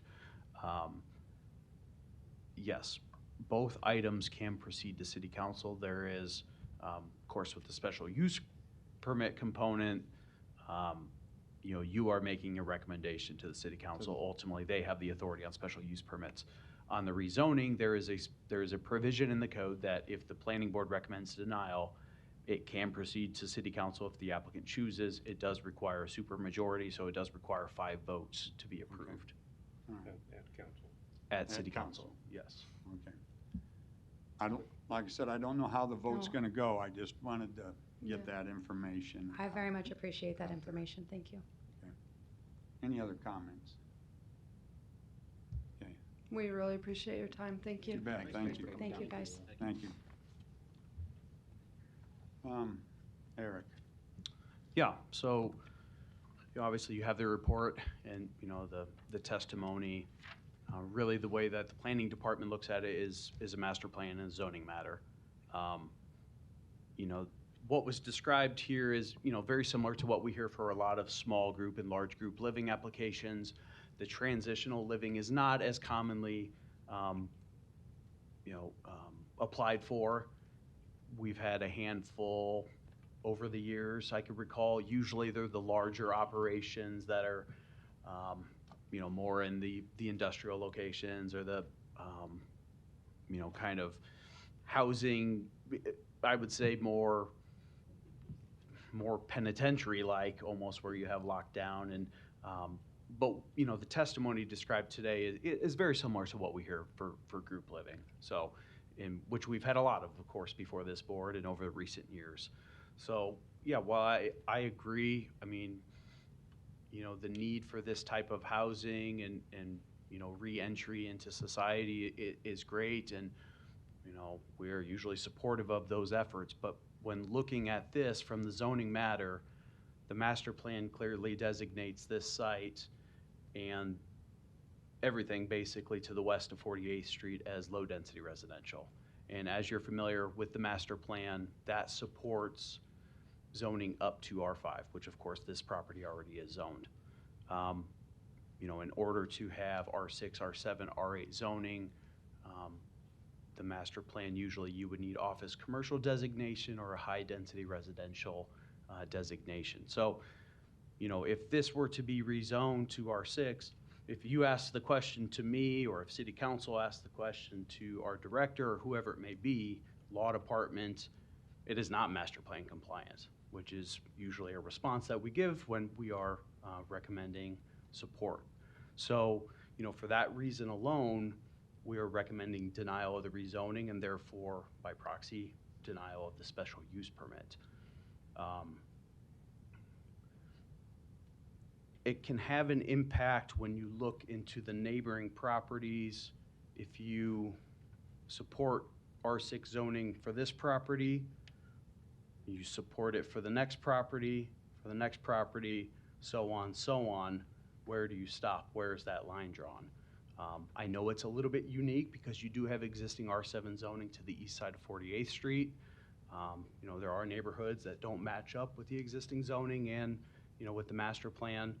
Yes, you do have the one property that is zoned R6 to the north. I don't know the full history of how that got there. That doesn't mean you should continue to support higher levels of zoning that aren't compliant with the plan. So for that reason, we are recommending denial of the rezoning and denial of the special use permit. I have a question, Eric.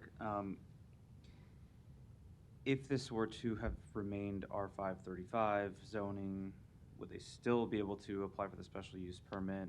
Would it just be a lower number of beds, or? Nope, transitional living is not allowed in zoning R5 or less. It's not available with a use permit, conditional or special use permit. It's not allowed. Any other questions or comments? Do we have a motion? I'll motion to deny, solely based off of Eric's really good explanation of those parameters that we operate within. Please continue to keep up the good work. It is commendable, but I am going to make a motion to deny. We have a motion and a second. Debbie, please record the vote. Pate, Yes. Solongo, Yes. Rosacker, Yes. Franklin, Yes. Moore, Morris, Mr. Chair. Hate to say it, but yes. Good luck. All right, agenda item number 28.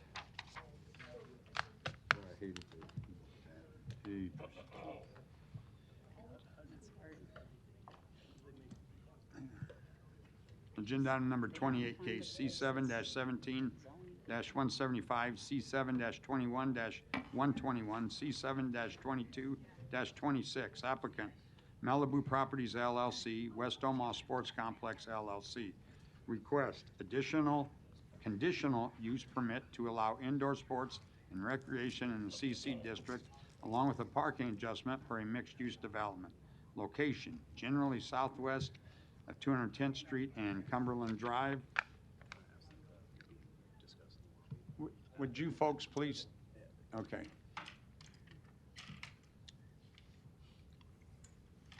Jim, you're up. Thank you, Mr. Chairman, Planning Board members, Jim Bouger, 10250 Regency Circle. I'm here today on this show cause hearing representing the owner of the property. I have here Willie Douglas, who's one of the owners of the facilities, and then Kyle Voll from E&A Consulting Group, who's our consulting engineer on the projects. So we're obviously not excited to be here today for this hearing. In some respects, the youth sports explosion that we have seen in our community has caused some of these problems for us in that the programs are keep growing. The UBT facility was constructed to expand the OSA facility that was originally at 120th and Blondo Street, and also to accommodate the Nebraska Elite Volleyball program. And both of those programs have grown significantly over the past few years. The DOGIS map that's here, this is the original, obviously the original UBT facility. The new facility is not shown on the DOGIS today. It's not updated, but that was completed at the end of October, opened in November, and at the time that this board and the city council approved the conditional use permit or the amendment to the conditional use permit for that facility, there was a parking study that was commissioned through Walker Consultants, which is a well-respected consulting firm. The city uses them for most of their parking studies that they do. And on the recommendation, I guess, of that parking study, that the Willie and his group felt that, and the council and planning board felt that there was an adequate amount of parking. And until January, when sort of the peak use of both the basketball and volleyball operations commenced in the new facility, it was immediately recognized that there was not enough parking. And unfortunately for our assistant planning director, he had to go out there and take a lot of pictures, and Willie had to try and deal with what I would call a significant parking problem. There was probably over 100 stalls short of parking during the peak times, which are the weekends, basically, when these big tournaments are going on. And I know that there was at least one conversation with the president of the planning board, with Willie, and expressing concerns about the parking problems. And at that time, January, February, when all these big tournaments are going on, Willie mistakenly, probably, or likely, or admittedly, to try and alleviate the problem, put in a rock parking lot to help facilitate the overflow parking. And January, February is not a good time to pave in Omaha, and so there were not a lot of options available. All of these tournaments are booked well in advance, and so there was a problem, and did not deal with it appropriately. So we got the show cause letter. Immediately after that, we started working with Eric and Dave in the planning department to try and figure out how we could solve this problem. And we think that we have come up with a viable solution to create between 225 and 250 additional stalls on a new project to the south, and we're committed to impose whatever restrictions that are necessary to facilitate the use of those parking stalls by the UBT facility on an ongoing basis through easement agreements, and then whatever processes we need to work through on our conditional use permit with the city to be able to tie that down and solve this problem. And my client is committed to do that, and we understand the time frames.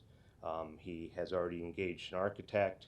We hope to have plans completed by sometime in mid-May, submit for a building permit, and have this facility and the parking constructed sometime in October. So that's our commitment, and I thought, and we discussed this at the last pre-meeting at a planning board, and had unfortunately a shortened discussion of that, and we made some commitments at that meeting and representations, and one of which, and I would just say this is the second bad thing that I get a call on Monday and found out about, and one of those commitments and representations was these major tournaments are January, February timeframe, and from that point on through the rest of the year, we really will not have or would not have a parking problem. And so we had a time frame where we all thought was workable to solve this problem. And Willie called me on Monday morning and informed me that there had been some parking challenges over the weekend because of an expanded tournament that was conducted there over the weekend. And I was disappointed to hear that, but I encouraged Willie. I said, you have to be honest and open about this with the folks because we have this hearing this week. And so I encouraged him to reach out to Dave and Eric to disclose that had happened. And obviously from our pre-meeting today, I know that you all are disappointed that happened, and I am as well. And we're not going to make excuses, or I'm not going to make excuses for anybody that happened. But I will tell you that we do have a commitment to solve this problem. I think this program and this facility is very important to Omaha, and Willie is committed to make this work and to provide the parking that's necessary to service the facility. So we're here to answer questions, and Willie and Kyle can answer any other questions as well you might have. Thank you. Thank you. Willie, did you want to come up and talk, or? Willie Douglas, 21008 Cumberland Drive. I, number one, appreciate your time in our pre-meeting today. I just want to reiterate to Jim's statement there.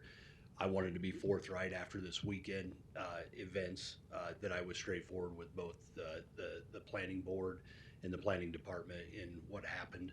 And I take full responsibility for the parking.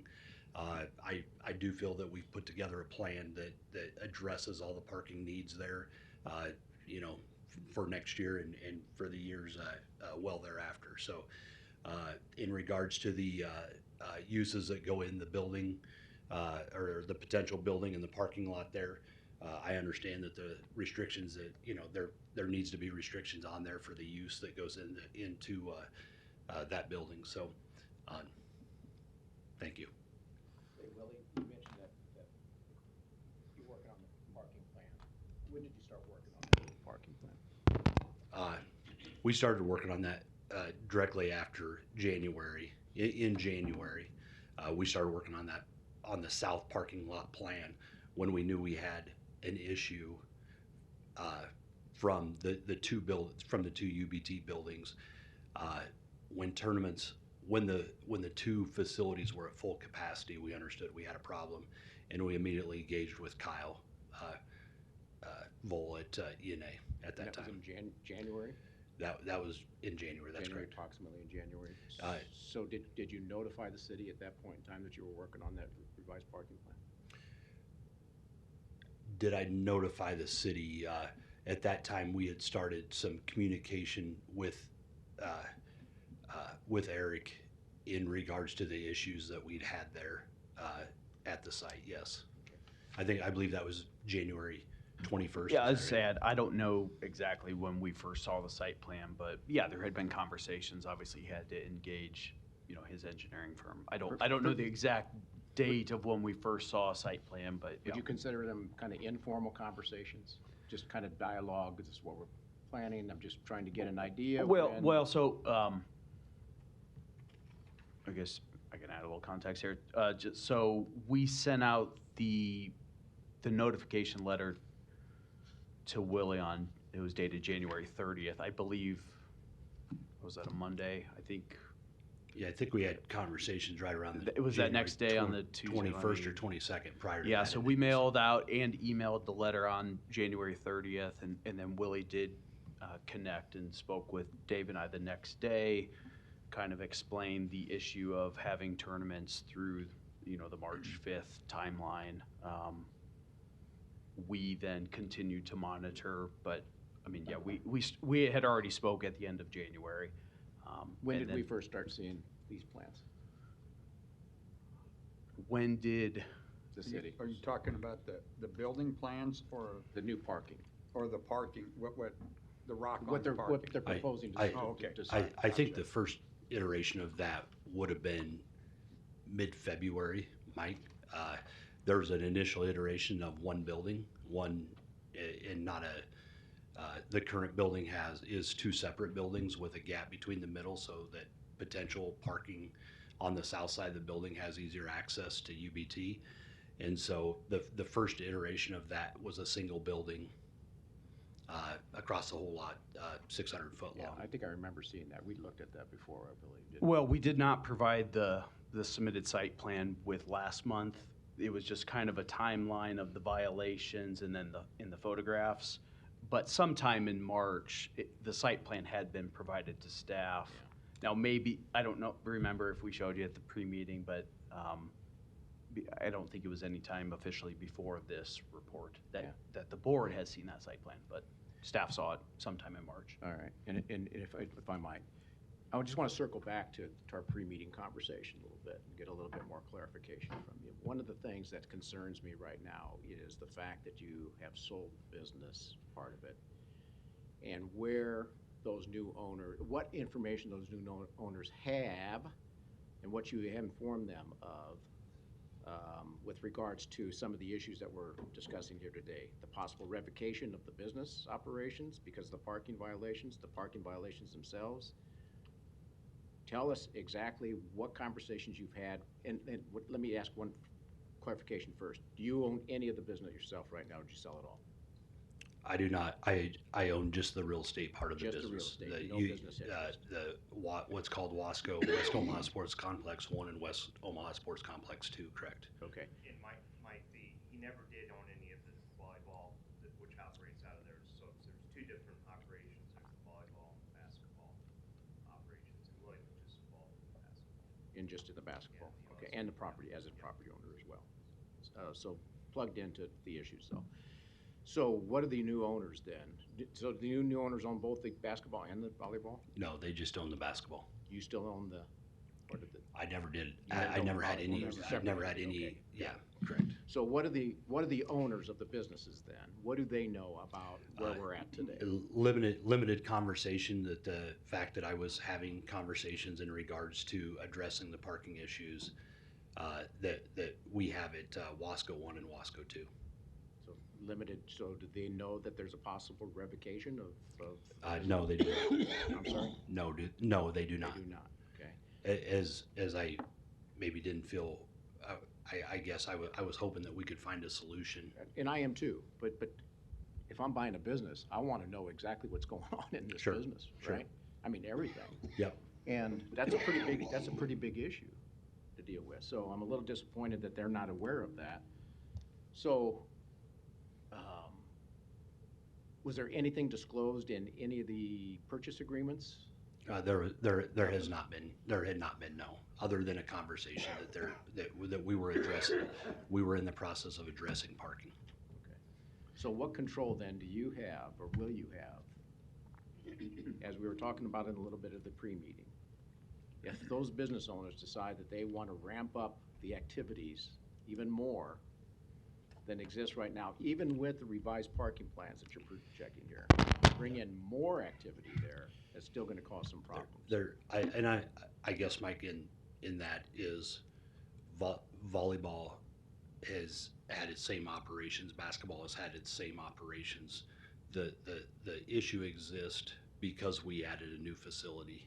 I don't believe that it's not because we added any additional activities to the facility. It's because we added a new facility that was full of activities. So there's only so many folks that can play, on the basketball courts. There's only so many folks that can play on the volleyball courts.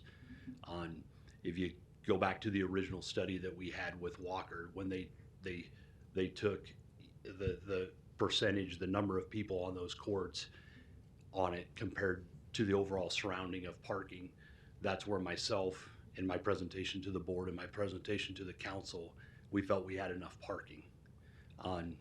As that progressed and we saw that the problem that we had in January, that we did not have enough parking, is why I stand here today saying that I'll add the parking on it to this other lot with conditions and add it into my conditional use.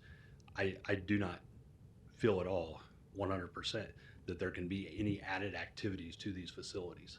You think you're at full capacity with the number of activities and Yeah, hours in the day? Unfortunately, last weekend's, misstep that we had was an example to that. And on Sunday, when I recognized that there was a problem there, I went out and I counted the cars that we had, and it was right at 122 to 124 cars. How did you know? How did you learn about that? How did I learn about it? How did you learn about that? Unfortunately, I live in the area and I drive by there a fair amount. I did go by there Saturday. There was not an issue on Saturday. There was on Sunday. There was on Sunday.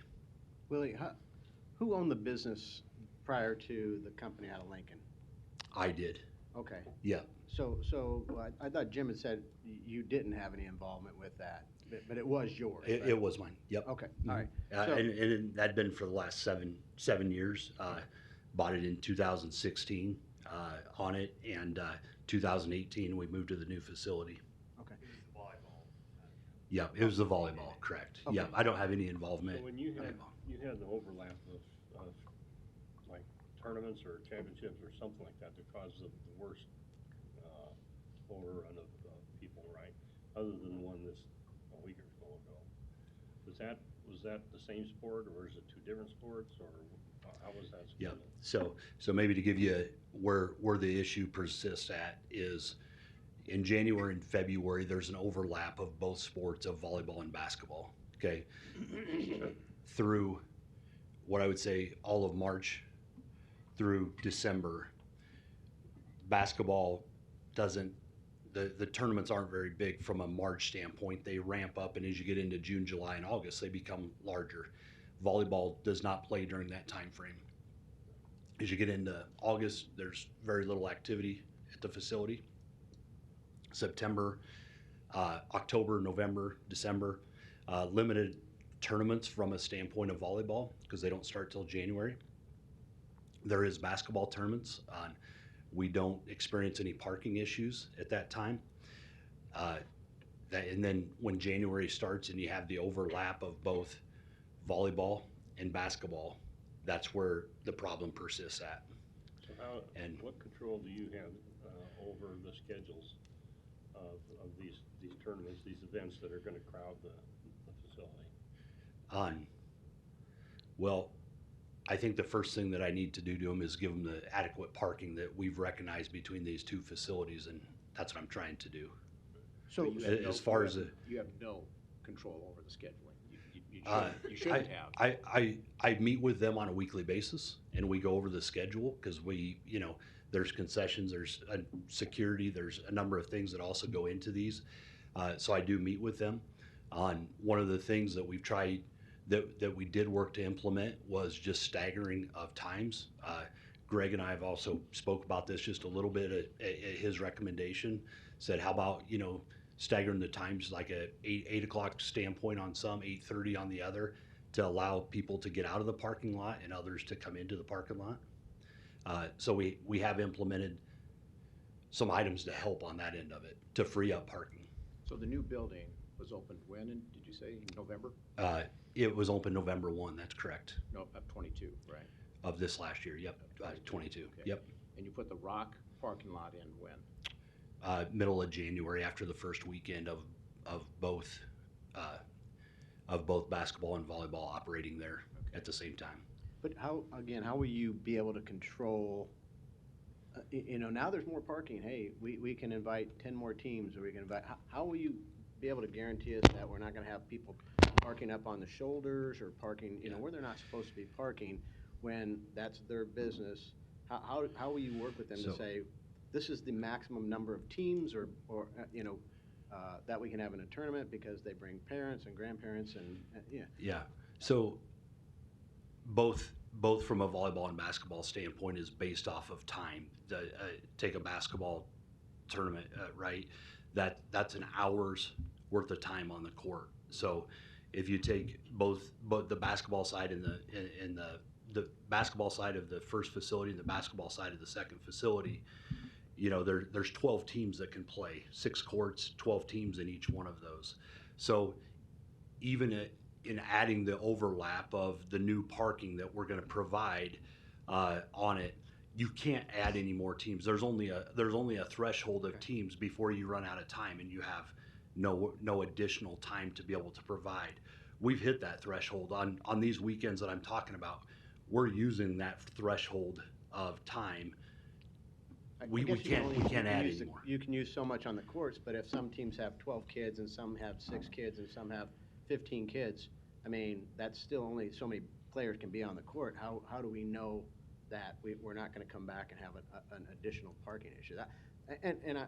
The people that are running the business, I wish they were here so we could be talking to them as well, saying there's an issue, and that they have to take it as seriously as what you're taking it right now and go, if this keeps up, we could have a major problem. And so in any of our, I guess, and Jim can vouch for this, he's been part of the lease, agreements that we have. There are,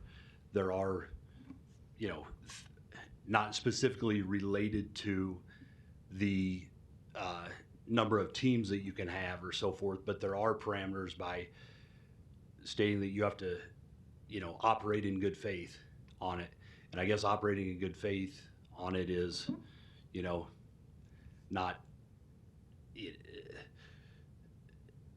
maybe not causing a parking issue on it. Is that in good faith? I would probably have to let the attorneys have that conversation, but That's language in the lease agreement, you say?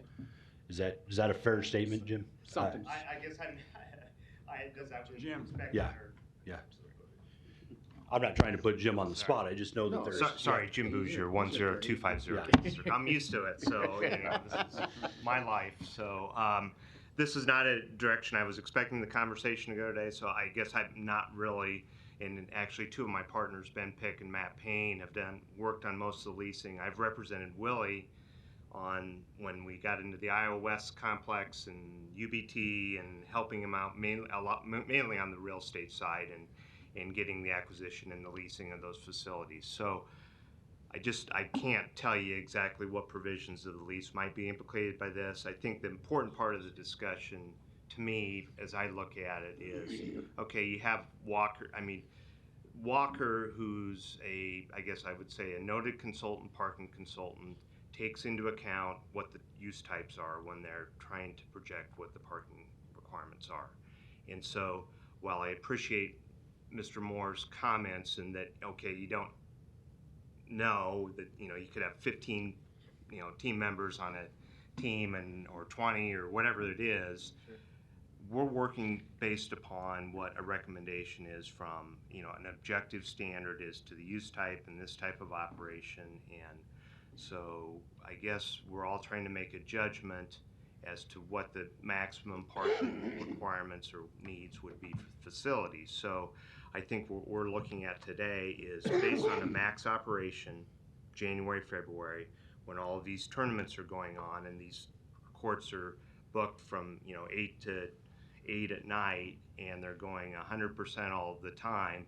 What are the maximum number of parking stalls are going to be required? And I guess it's our contention or our thought that the study wasn't correct in the first place, and so we've seen from the operation that they were short 120 stalls likely that Eric took pictures of, and which I think is pretty well documented as to about how many stalls short they are. And so we're now actually providing 250 additional stalls. And so I guess what I would say is I would hope that maybe now we have excess parking that would handle any, I guess, sort of fluctuations that Mr. Moore might accommodate if you did have a few more people that might use the facility.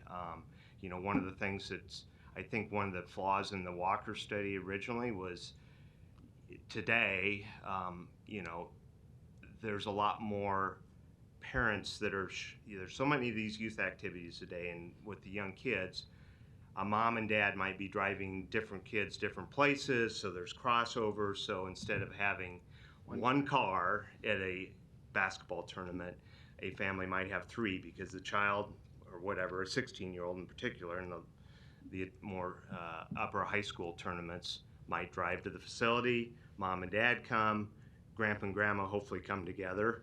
But again, see, it's hard to, again, I think that was probably part of the flaw in what the analysis was initially. Just there were some assumptions maybe made there that weren't quite accurate, and so. Well, I guess what we don't want to do is just keep coming back and beating you up here, as well. I mean, and some of it's on well, it is on you. It's all on me, Yeah, and I got accept it. full responsibility It for is. that. And so I don't want to keep doing this. At some point, there's going to come to an end, and I don't want to get to that point. But when I've got a company that's running that business that I'm not talking to, and now we've got more parking, now are we going to say, hey, we can run those games 5 minutes between? They don't know, because I don't know if you've told them how much of a predicament this is in, but I'm just wanting to not be doing this any longer. And, they need to be aware that there's a problem and that they can't continue to schedule more. And I know there's only so much time, an hour and 12 or 6 courts.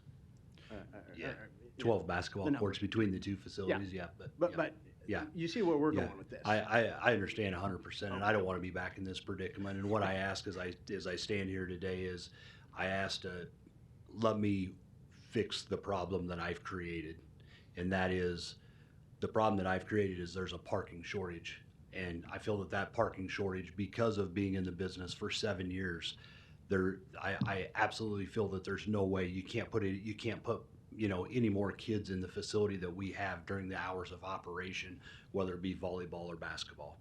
And so through the experience, through Eric's, pictures and living that experience with the new facility on it, I learned this year. I learned that we were short parking in that second facility. And so what I'm asking is to let me fix the problem with the land that I have, and of the 236 stalls. And I believe firmly that that'll take care of this problem on it with additional it will have additional parking of 100 stalls there. I firmly believe, and I just ask. To say something to that, because Walker, they've been around for a long time. I've used them for years, but their report says that you're 233 stalls short on their analysis, and Jim is saying that he doesn't even know for sure if that's correct, because of the way that everything's used today. And this, I don't think it's 250 according to the report here, and it says we're adding 236. So that report was done prior to the second facility and showed that we had enough parking at that time. The 236 is where we're showing to be added on that walker. Well, and I would just add that, some of that goes into the Walker study was submitted originally with the parking adjustment that brought in the other 5 properties that surrounded, the 2 specific facilities. So there's kind of a combination. I know it's hard because there's a lot of different use permits and cases, and but yes, some of that Walker study originally talked about that, and as it played into the parking adjustment. Well, the ultimate thing is just what Jeff was referring to, is that there's got to be some way. We can only hold you accountable. Your conditional use permit is here. Yep. Okay, and whatever the rationale behind it, if the violations continue, that's going to be a problem. Yep. And so how you accomplish it on your end with your leases and things like that's going to have to be yours. But I think you can tell just from what we've gone through here that we don't want to do this anymore. Yeah, and I completely understand. The point Jeff was making also is that, Jeff, you won't feel confident in this unless you're talking to the new owners that operate I'd like to talk to them. I'd like to have the owners know what he's going through, and that they would be able to work, we'd be able to tell them as well that, hey, this is what's happening. We need your cooperation, along with Willie's, to make sure that we can move this business forward. we can make that request, and if the One board of- decides to lay this over, we can call them to come in next month along with Willie. And if Jim wants to come down, don't want to exclude One of the things there, just so that I make sure of, is, so there's only one new owner out of the 3 businesses that operate there. Okay, the Elite Volleyball has operated there. The tenant that is in the UBT2 sports complex operated out of there this year. This was the first year of their lease. What tenant is that? Elkhorn Elite, Elkhorn Attack basketball. That's basketball. That's correct. Yep. And so the business that traded hands was Omaha Sports Academy on it, or the LLC of Fast Break Sports changed hands to 402 Jam. So it's not just one business that's kind of put you into the predicament. It's maybe all three of them. Yeah, that's correct, and that's why I guess I just wanted to make sure that these businesses have been here. Mine was a transition of the business, but the two of the other businesses have been here on it, and then them leases have been in place. But I think that goes back to what we were trying to get at before, of like, so you have 3 different executive directors, 3 different organizations, 3 different places that are scheduling events. Are they all talking to each other? Who's in charge of making sure that this all works? Yeah, so who's the captain of the ship? Yeah, I meet with them regularly in regards to the facility, in regards to the tournaments and so forth. Okay, so that's myself as the owner of the buildings. Mm-hmm. To Jim's point earlier, when these tournaments are set up in the very beginning, meaning in October, September, October, they're set in place for January, February, and so we couldn't unwind anything at that time, just being transparent. Okay, so going forward, we still have the 2 leases there. We have the new lease that is changed hands. I think the only thing, I will continue to meet with them on it, but I guess in my expression to you guys is we only have so much court time on it, and we're maximizing that court time currently at the facilities. That's why we have the problem we have. It's not like we're not using 2 courts. We're using all 6 courts. There's 10 kids, 2 teams, parents, grandparents, etc. That's where this problem persists at, of being short parking of the 120 stalls. And so I take responsibility. That's why I stand here today and say, hey, I want to fix the problem from that standpoint. And I meet with these guys regularly. They understand the parking issue. We want it resolved. We want a long-term solution, and I believe that I provided a long-term solution. Well, we appreciate your willingness to find a solution. Thank you. It's a good solution, certainly, right? Thank you. But you mentioned it earlier, one of the clauses that you talked about was operating in good faith. That's what we expect of you as well, Yep. right? We knew about this problem. I remember talking about this problem when that new building is there going to be adequate parking? I remember that conversation. So we knew about this. Yeah. Right? Yep. So if I was you, I would have started with those building plans for that surface parking immediately. Yeah. Immediately. But I think you had a little bit of resistance, if my memory is correct, which I'm getting older, I don't know if it is. I remember that we talked about that, and you were a little bit concerned that you didn't need that parking and to pay for that parking at that time. Yeah. I think what I was concerned about, Mike, is what the use was to go down there. And I'll say this is one of our first uses, and this goes back to last spring, and Kyle's here with me. He can assert to this. One of the things that we talked about putting down there was a turf field with 180 parking stalls. As I stand here today and tell you, some overlap of youth sports would not work there on it. And so I had designed a plan that was going to add parking. We scrapped those plans because honestly, I wanted to make it a campus, a youth sports campus. We scrapped those plans, and we moved to the current plan that we have on it. And so it's not that I wasn't working on a plan. I was working on a plan that wasn't going to work or be presented here that would work for our parking needs. Okay. Well, here we are today. Yeah. Right? Yeah. I don't think any of us want to shut your business down, Willie. I mean, Yeah. that your business is down. I don't think, I can't speak for everybody here. I don't think that's the case, but we do want to make sure that you're going to fulfill your obligation properly. I'm happy to step in here. And I think we've talked about, some of the, those business owners, that own the enterprises that operate in your facilities, they need to know what's going on too. And I don't know where this is going, but if it gets laid over, I'm going to make the recommendation that they appear before us as well, and that we see copies of the lease agreements. Okay.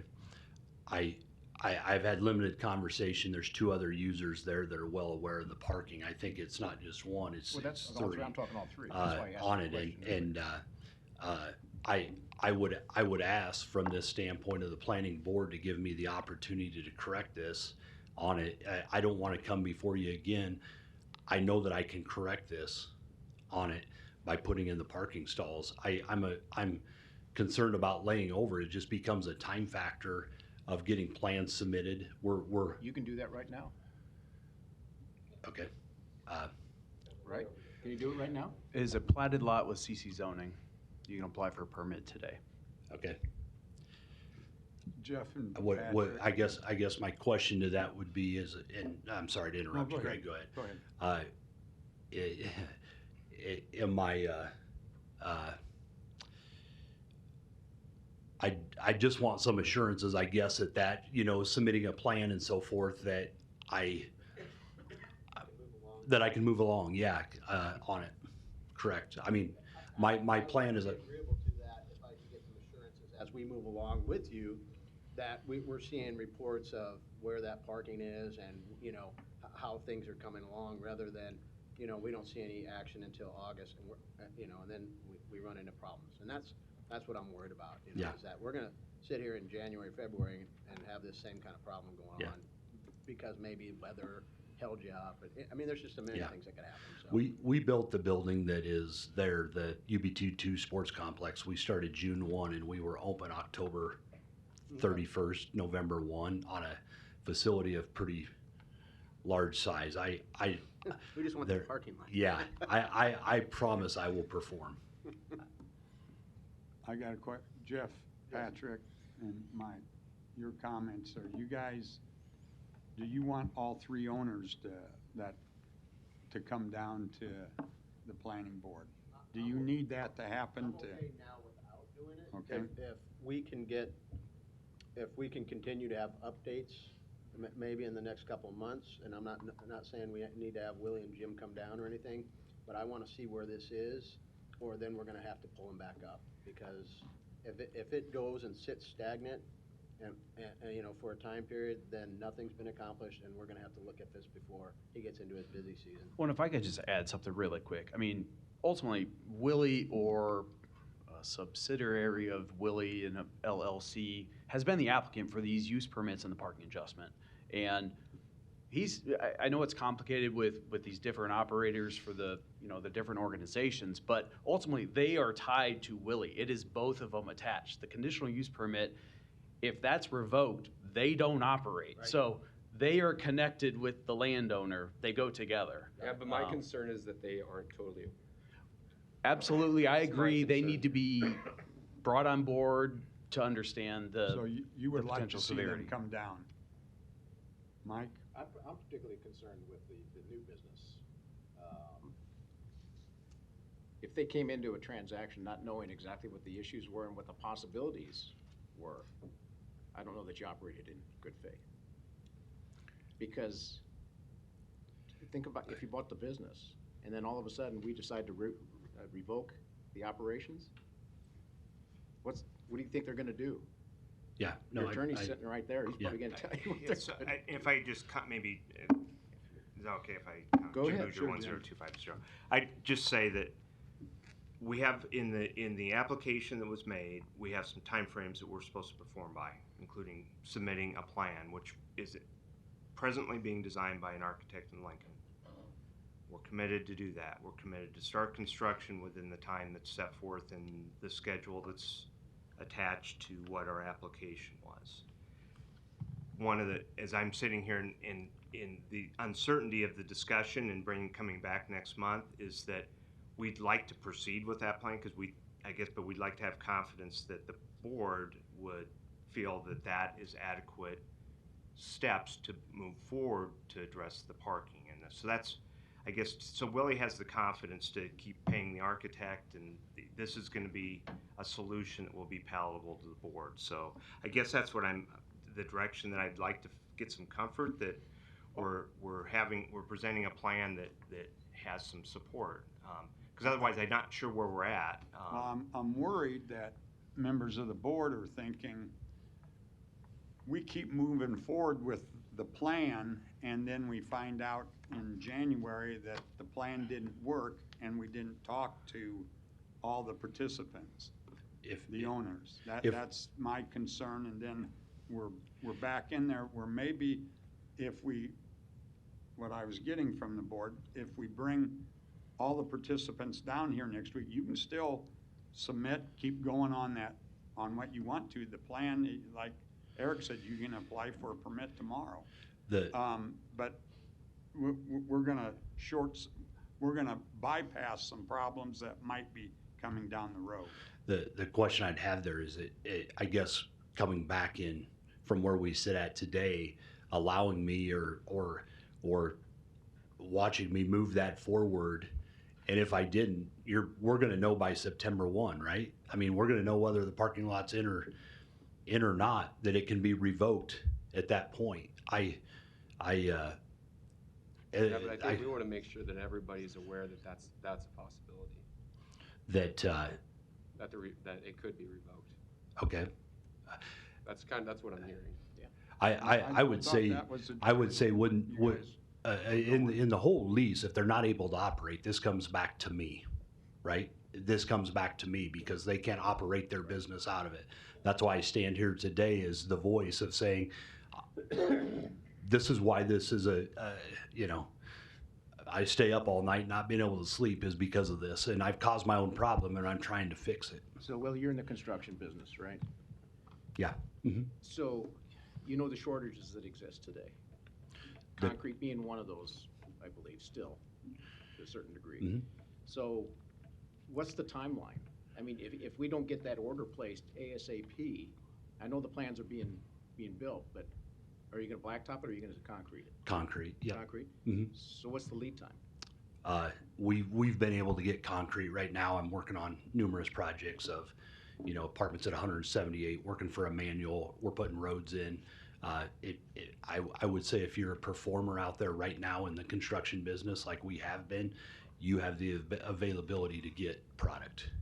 And so we would start the wheels in motion in conversation of, right now I have a date of May 4th to get the plans back from E&A and Davis Design.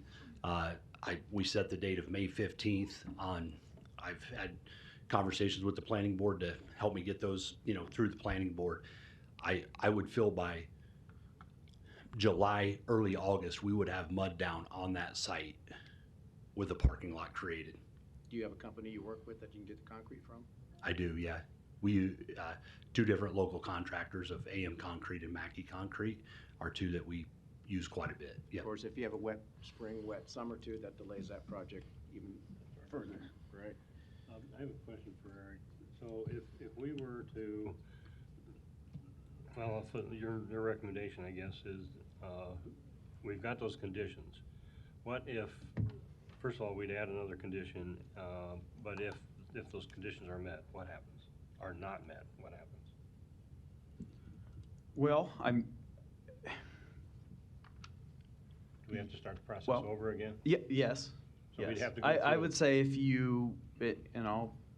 this is not common, obviously, that we have these on the agenda, so I will look up to law to make sure they agree with what I'll say. But yes, let's say you deny the revocation of the conditional use permits, and whether it's subject to these 4 conditions or whether you add conditions, whatever it is, if it gets to a point later on, I would assume that we would have a similar process of a discussion item on a planning board for placement on the next planning board for show cause again. To me, that makes sense that you would have that back-to-back month. So, I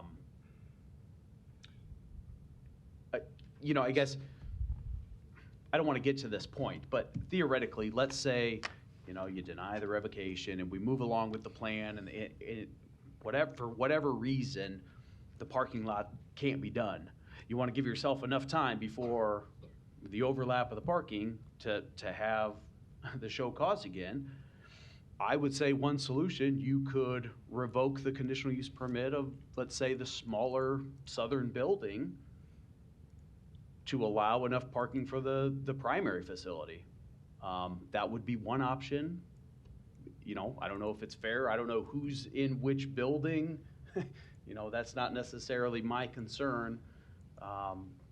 That would be one idea that hopefully we don't get to, but you would have to leave yourself enough time to make sure that we're not getting into that overlap of those tournament seasons. Won't we know that things aren't moving forward if we don't have a building permit submitted by May 15th?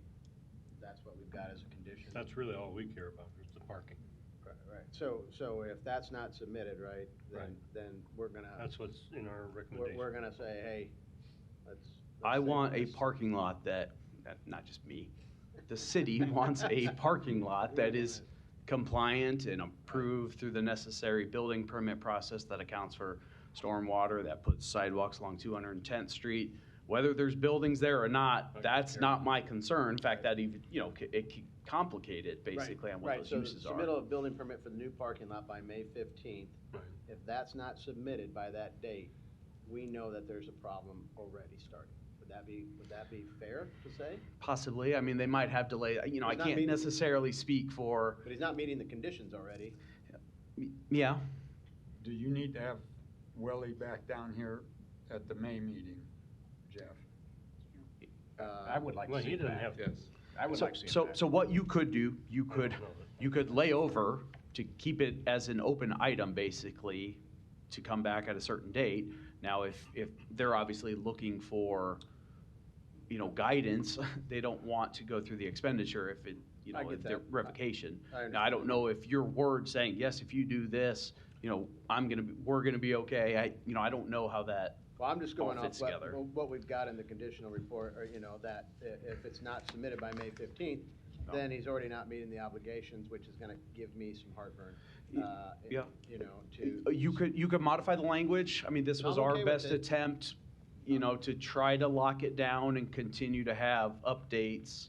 If we don't lay over, can we put this back, can we still put it on the agenda for next month? No, why? Well, It wouldn't be an update? I mean, a layover, would just be an update? you could always put it on like we did last month an as a update. Just a progress discussion, report. as a discussion Progress point. report. It seems to me, rather than occupying the whole board for this whole thing, if we would go through this recommendation, give these benchmarks for them by a date certain, and if they don't do that, staff says that, and then it becomes an agenda item. It doesn't make sense to me to Come put back this in on. June. Well, no, you're not, I'm asking if that's what the board wants to do. Right, I'm saying I don't think that's Okay. necessary. I'm just saying my opinion. Yeah, I'm asking where the Well, board wants to go. I'm suggesting that we get progress reports, because I want to know for sure where we're at. I have a question. Perfectly fine. Can I interrupt? Yeah. Yeah, Dave Fansel, Planning Director. I'm gonna ask a question to Willie. I don't even know if it works, but I think what I'm hearing is obviously some assurance, and we've got a date built in here to our rec report.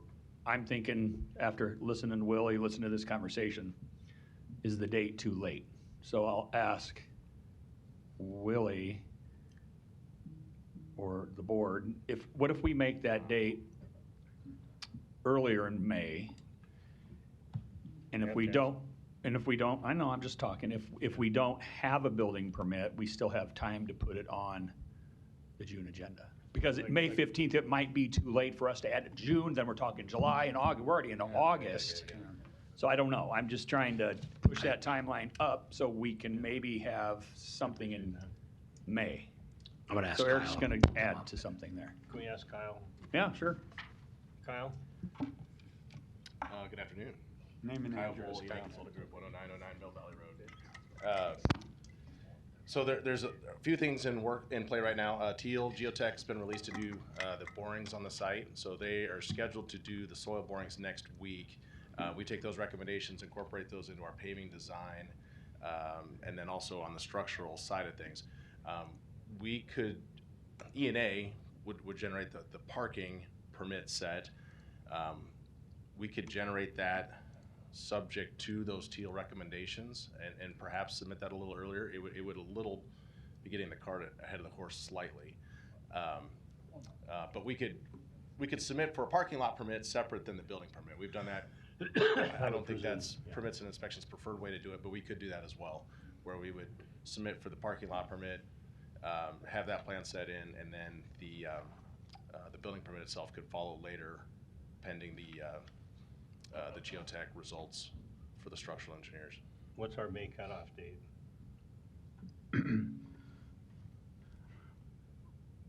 The week of May 22nd, the notices probably go out the Tuesday, Thursday because the following Monday's a Memorial Day holiday. So I would say our drop dead date of knowing whether it's on the agenda is May 23rd.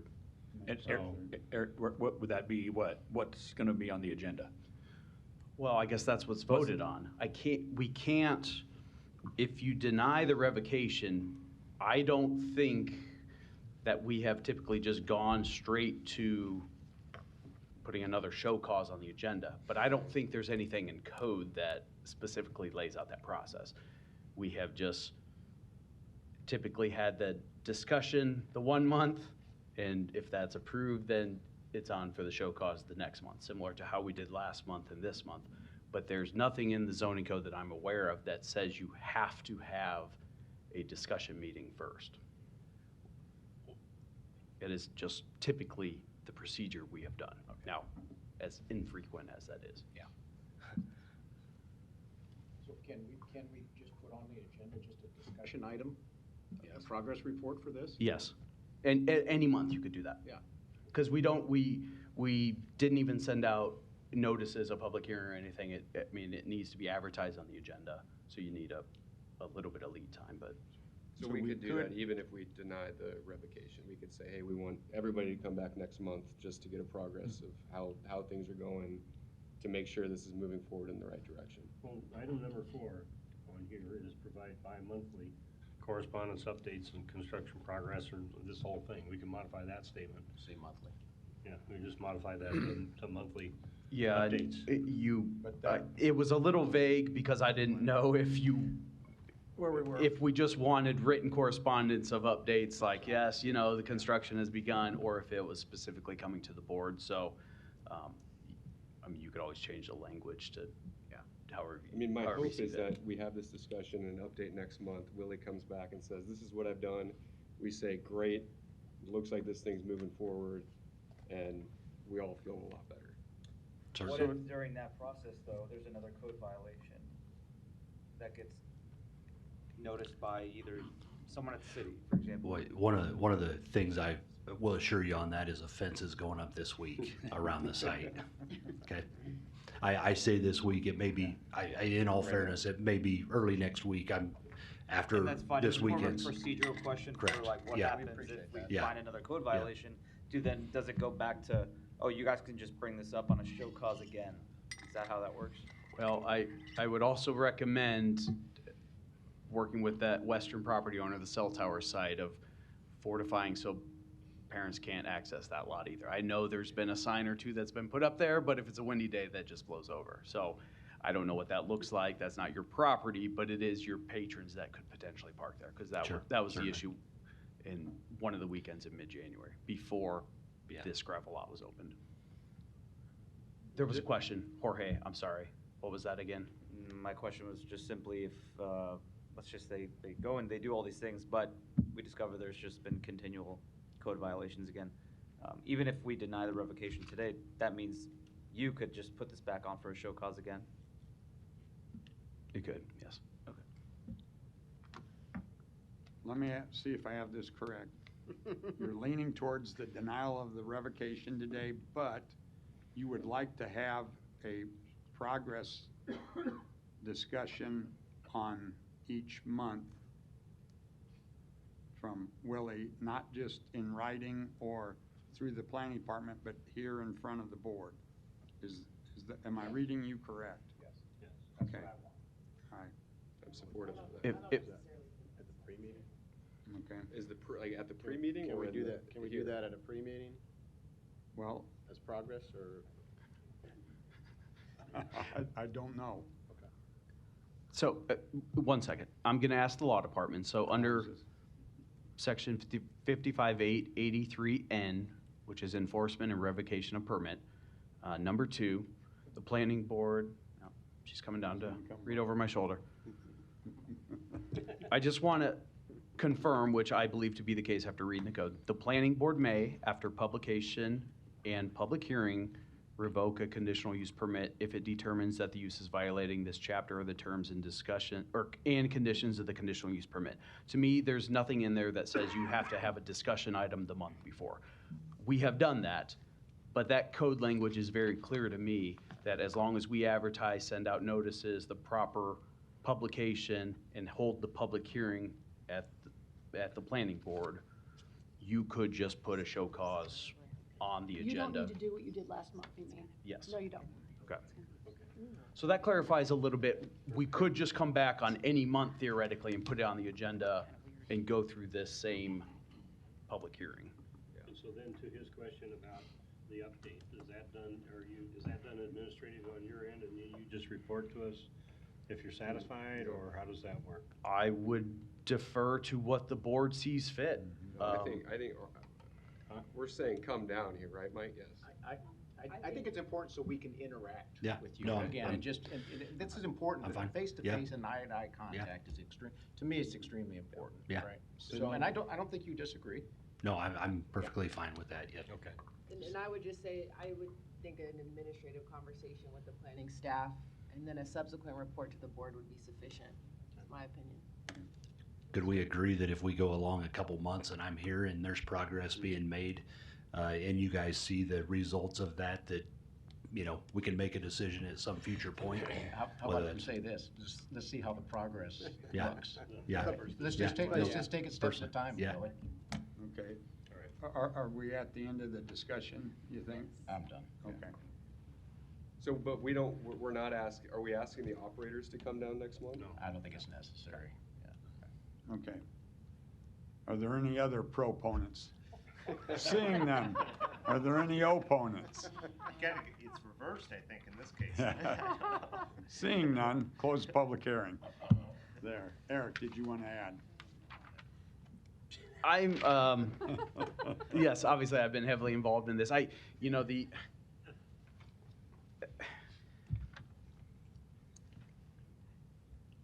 guess the way I had it written up, it got a little convoluted, I guess, with the, as it was described more today in the pre-meeting and here at the public hearing about the 3 different operators versus, what Willie's role has been. So, I talk about in the conditions the need to expand or amend the conditional use permit to incorporate this lot, as well as amend the parking adjustment to include this lot. I guess my question is, each individual sports facility building has a separate conditional use permit. And so something for them to consider, are we grouping these two together for just one larger amended conditional use permit might be the easiest? Or the way I had it written up, just because it was adjacent, I had the 2021 conditional use permit for the smaller building, to amend that to include, but kind of the parking adjustment covers all 3 of them plus the other 5 properties. So it's a little bit of a procedure thing. So I don't know if there's a preference from the applicant. There's different owners, too, of the 2 different buildings. Okay, yeah, Jim, I'm sorry. Jim Bouger, 10250 Regency Circle. So there's 2 different property owners, too. So I would think you keep them separate, one with each building, but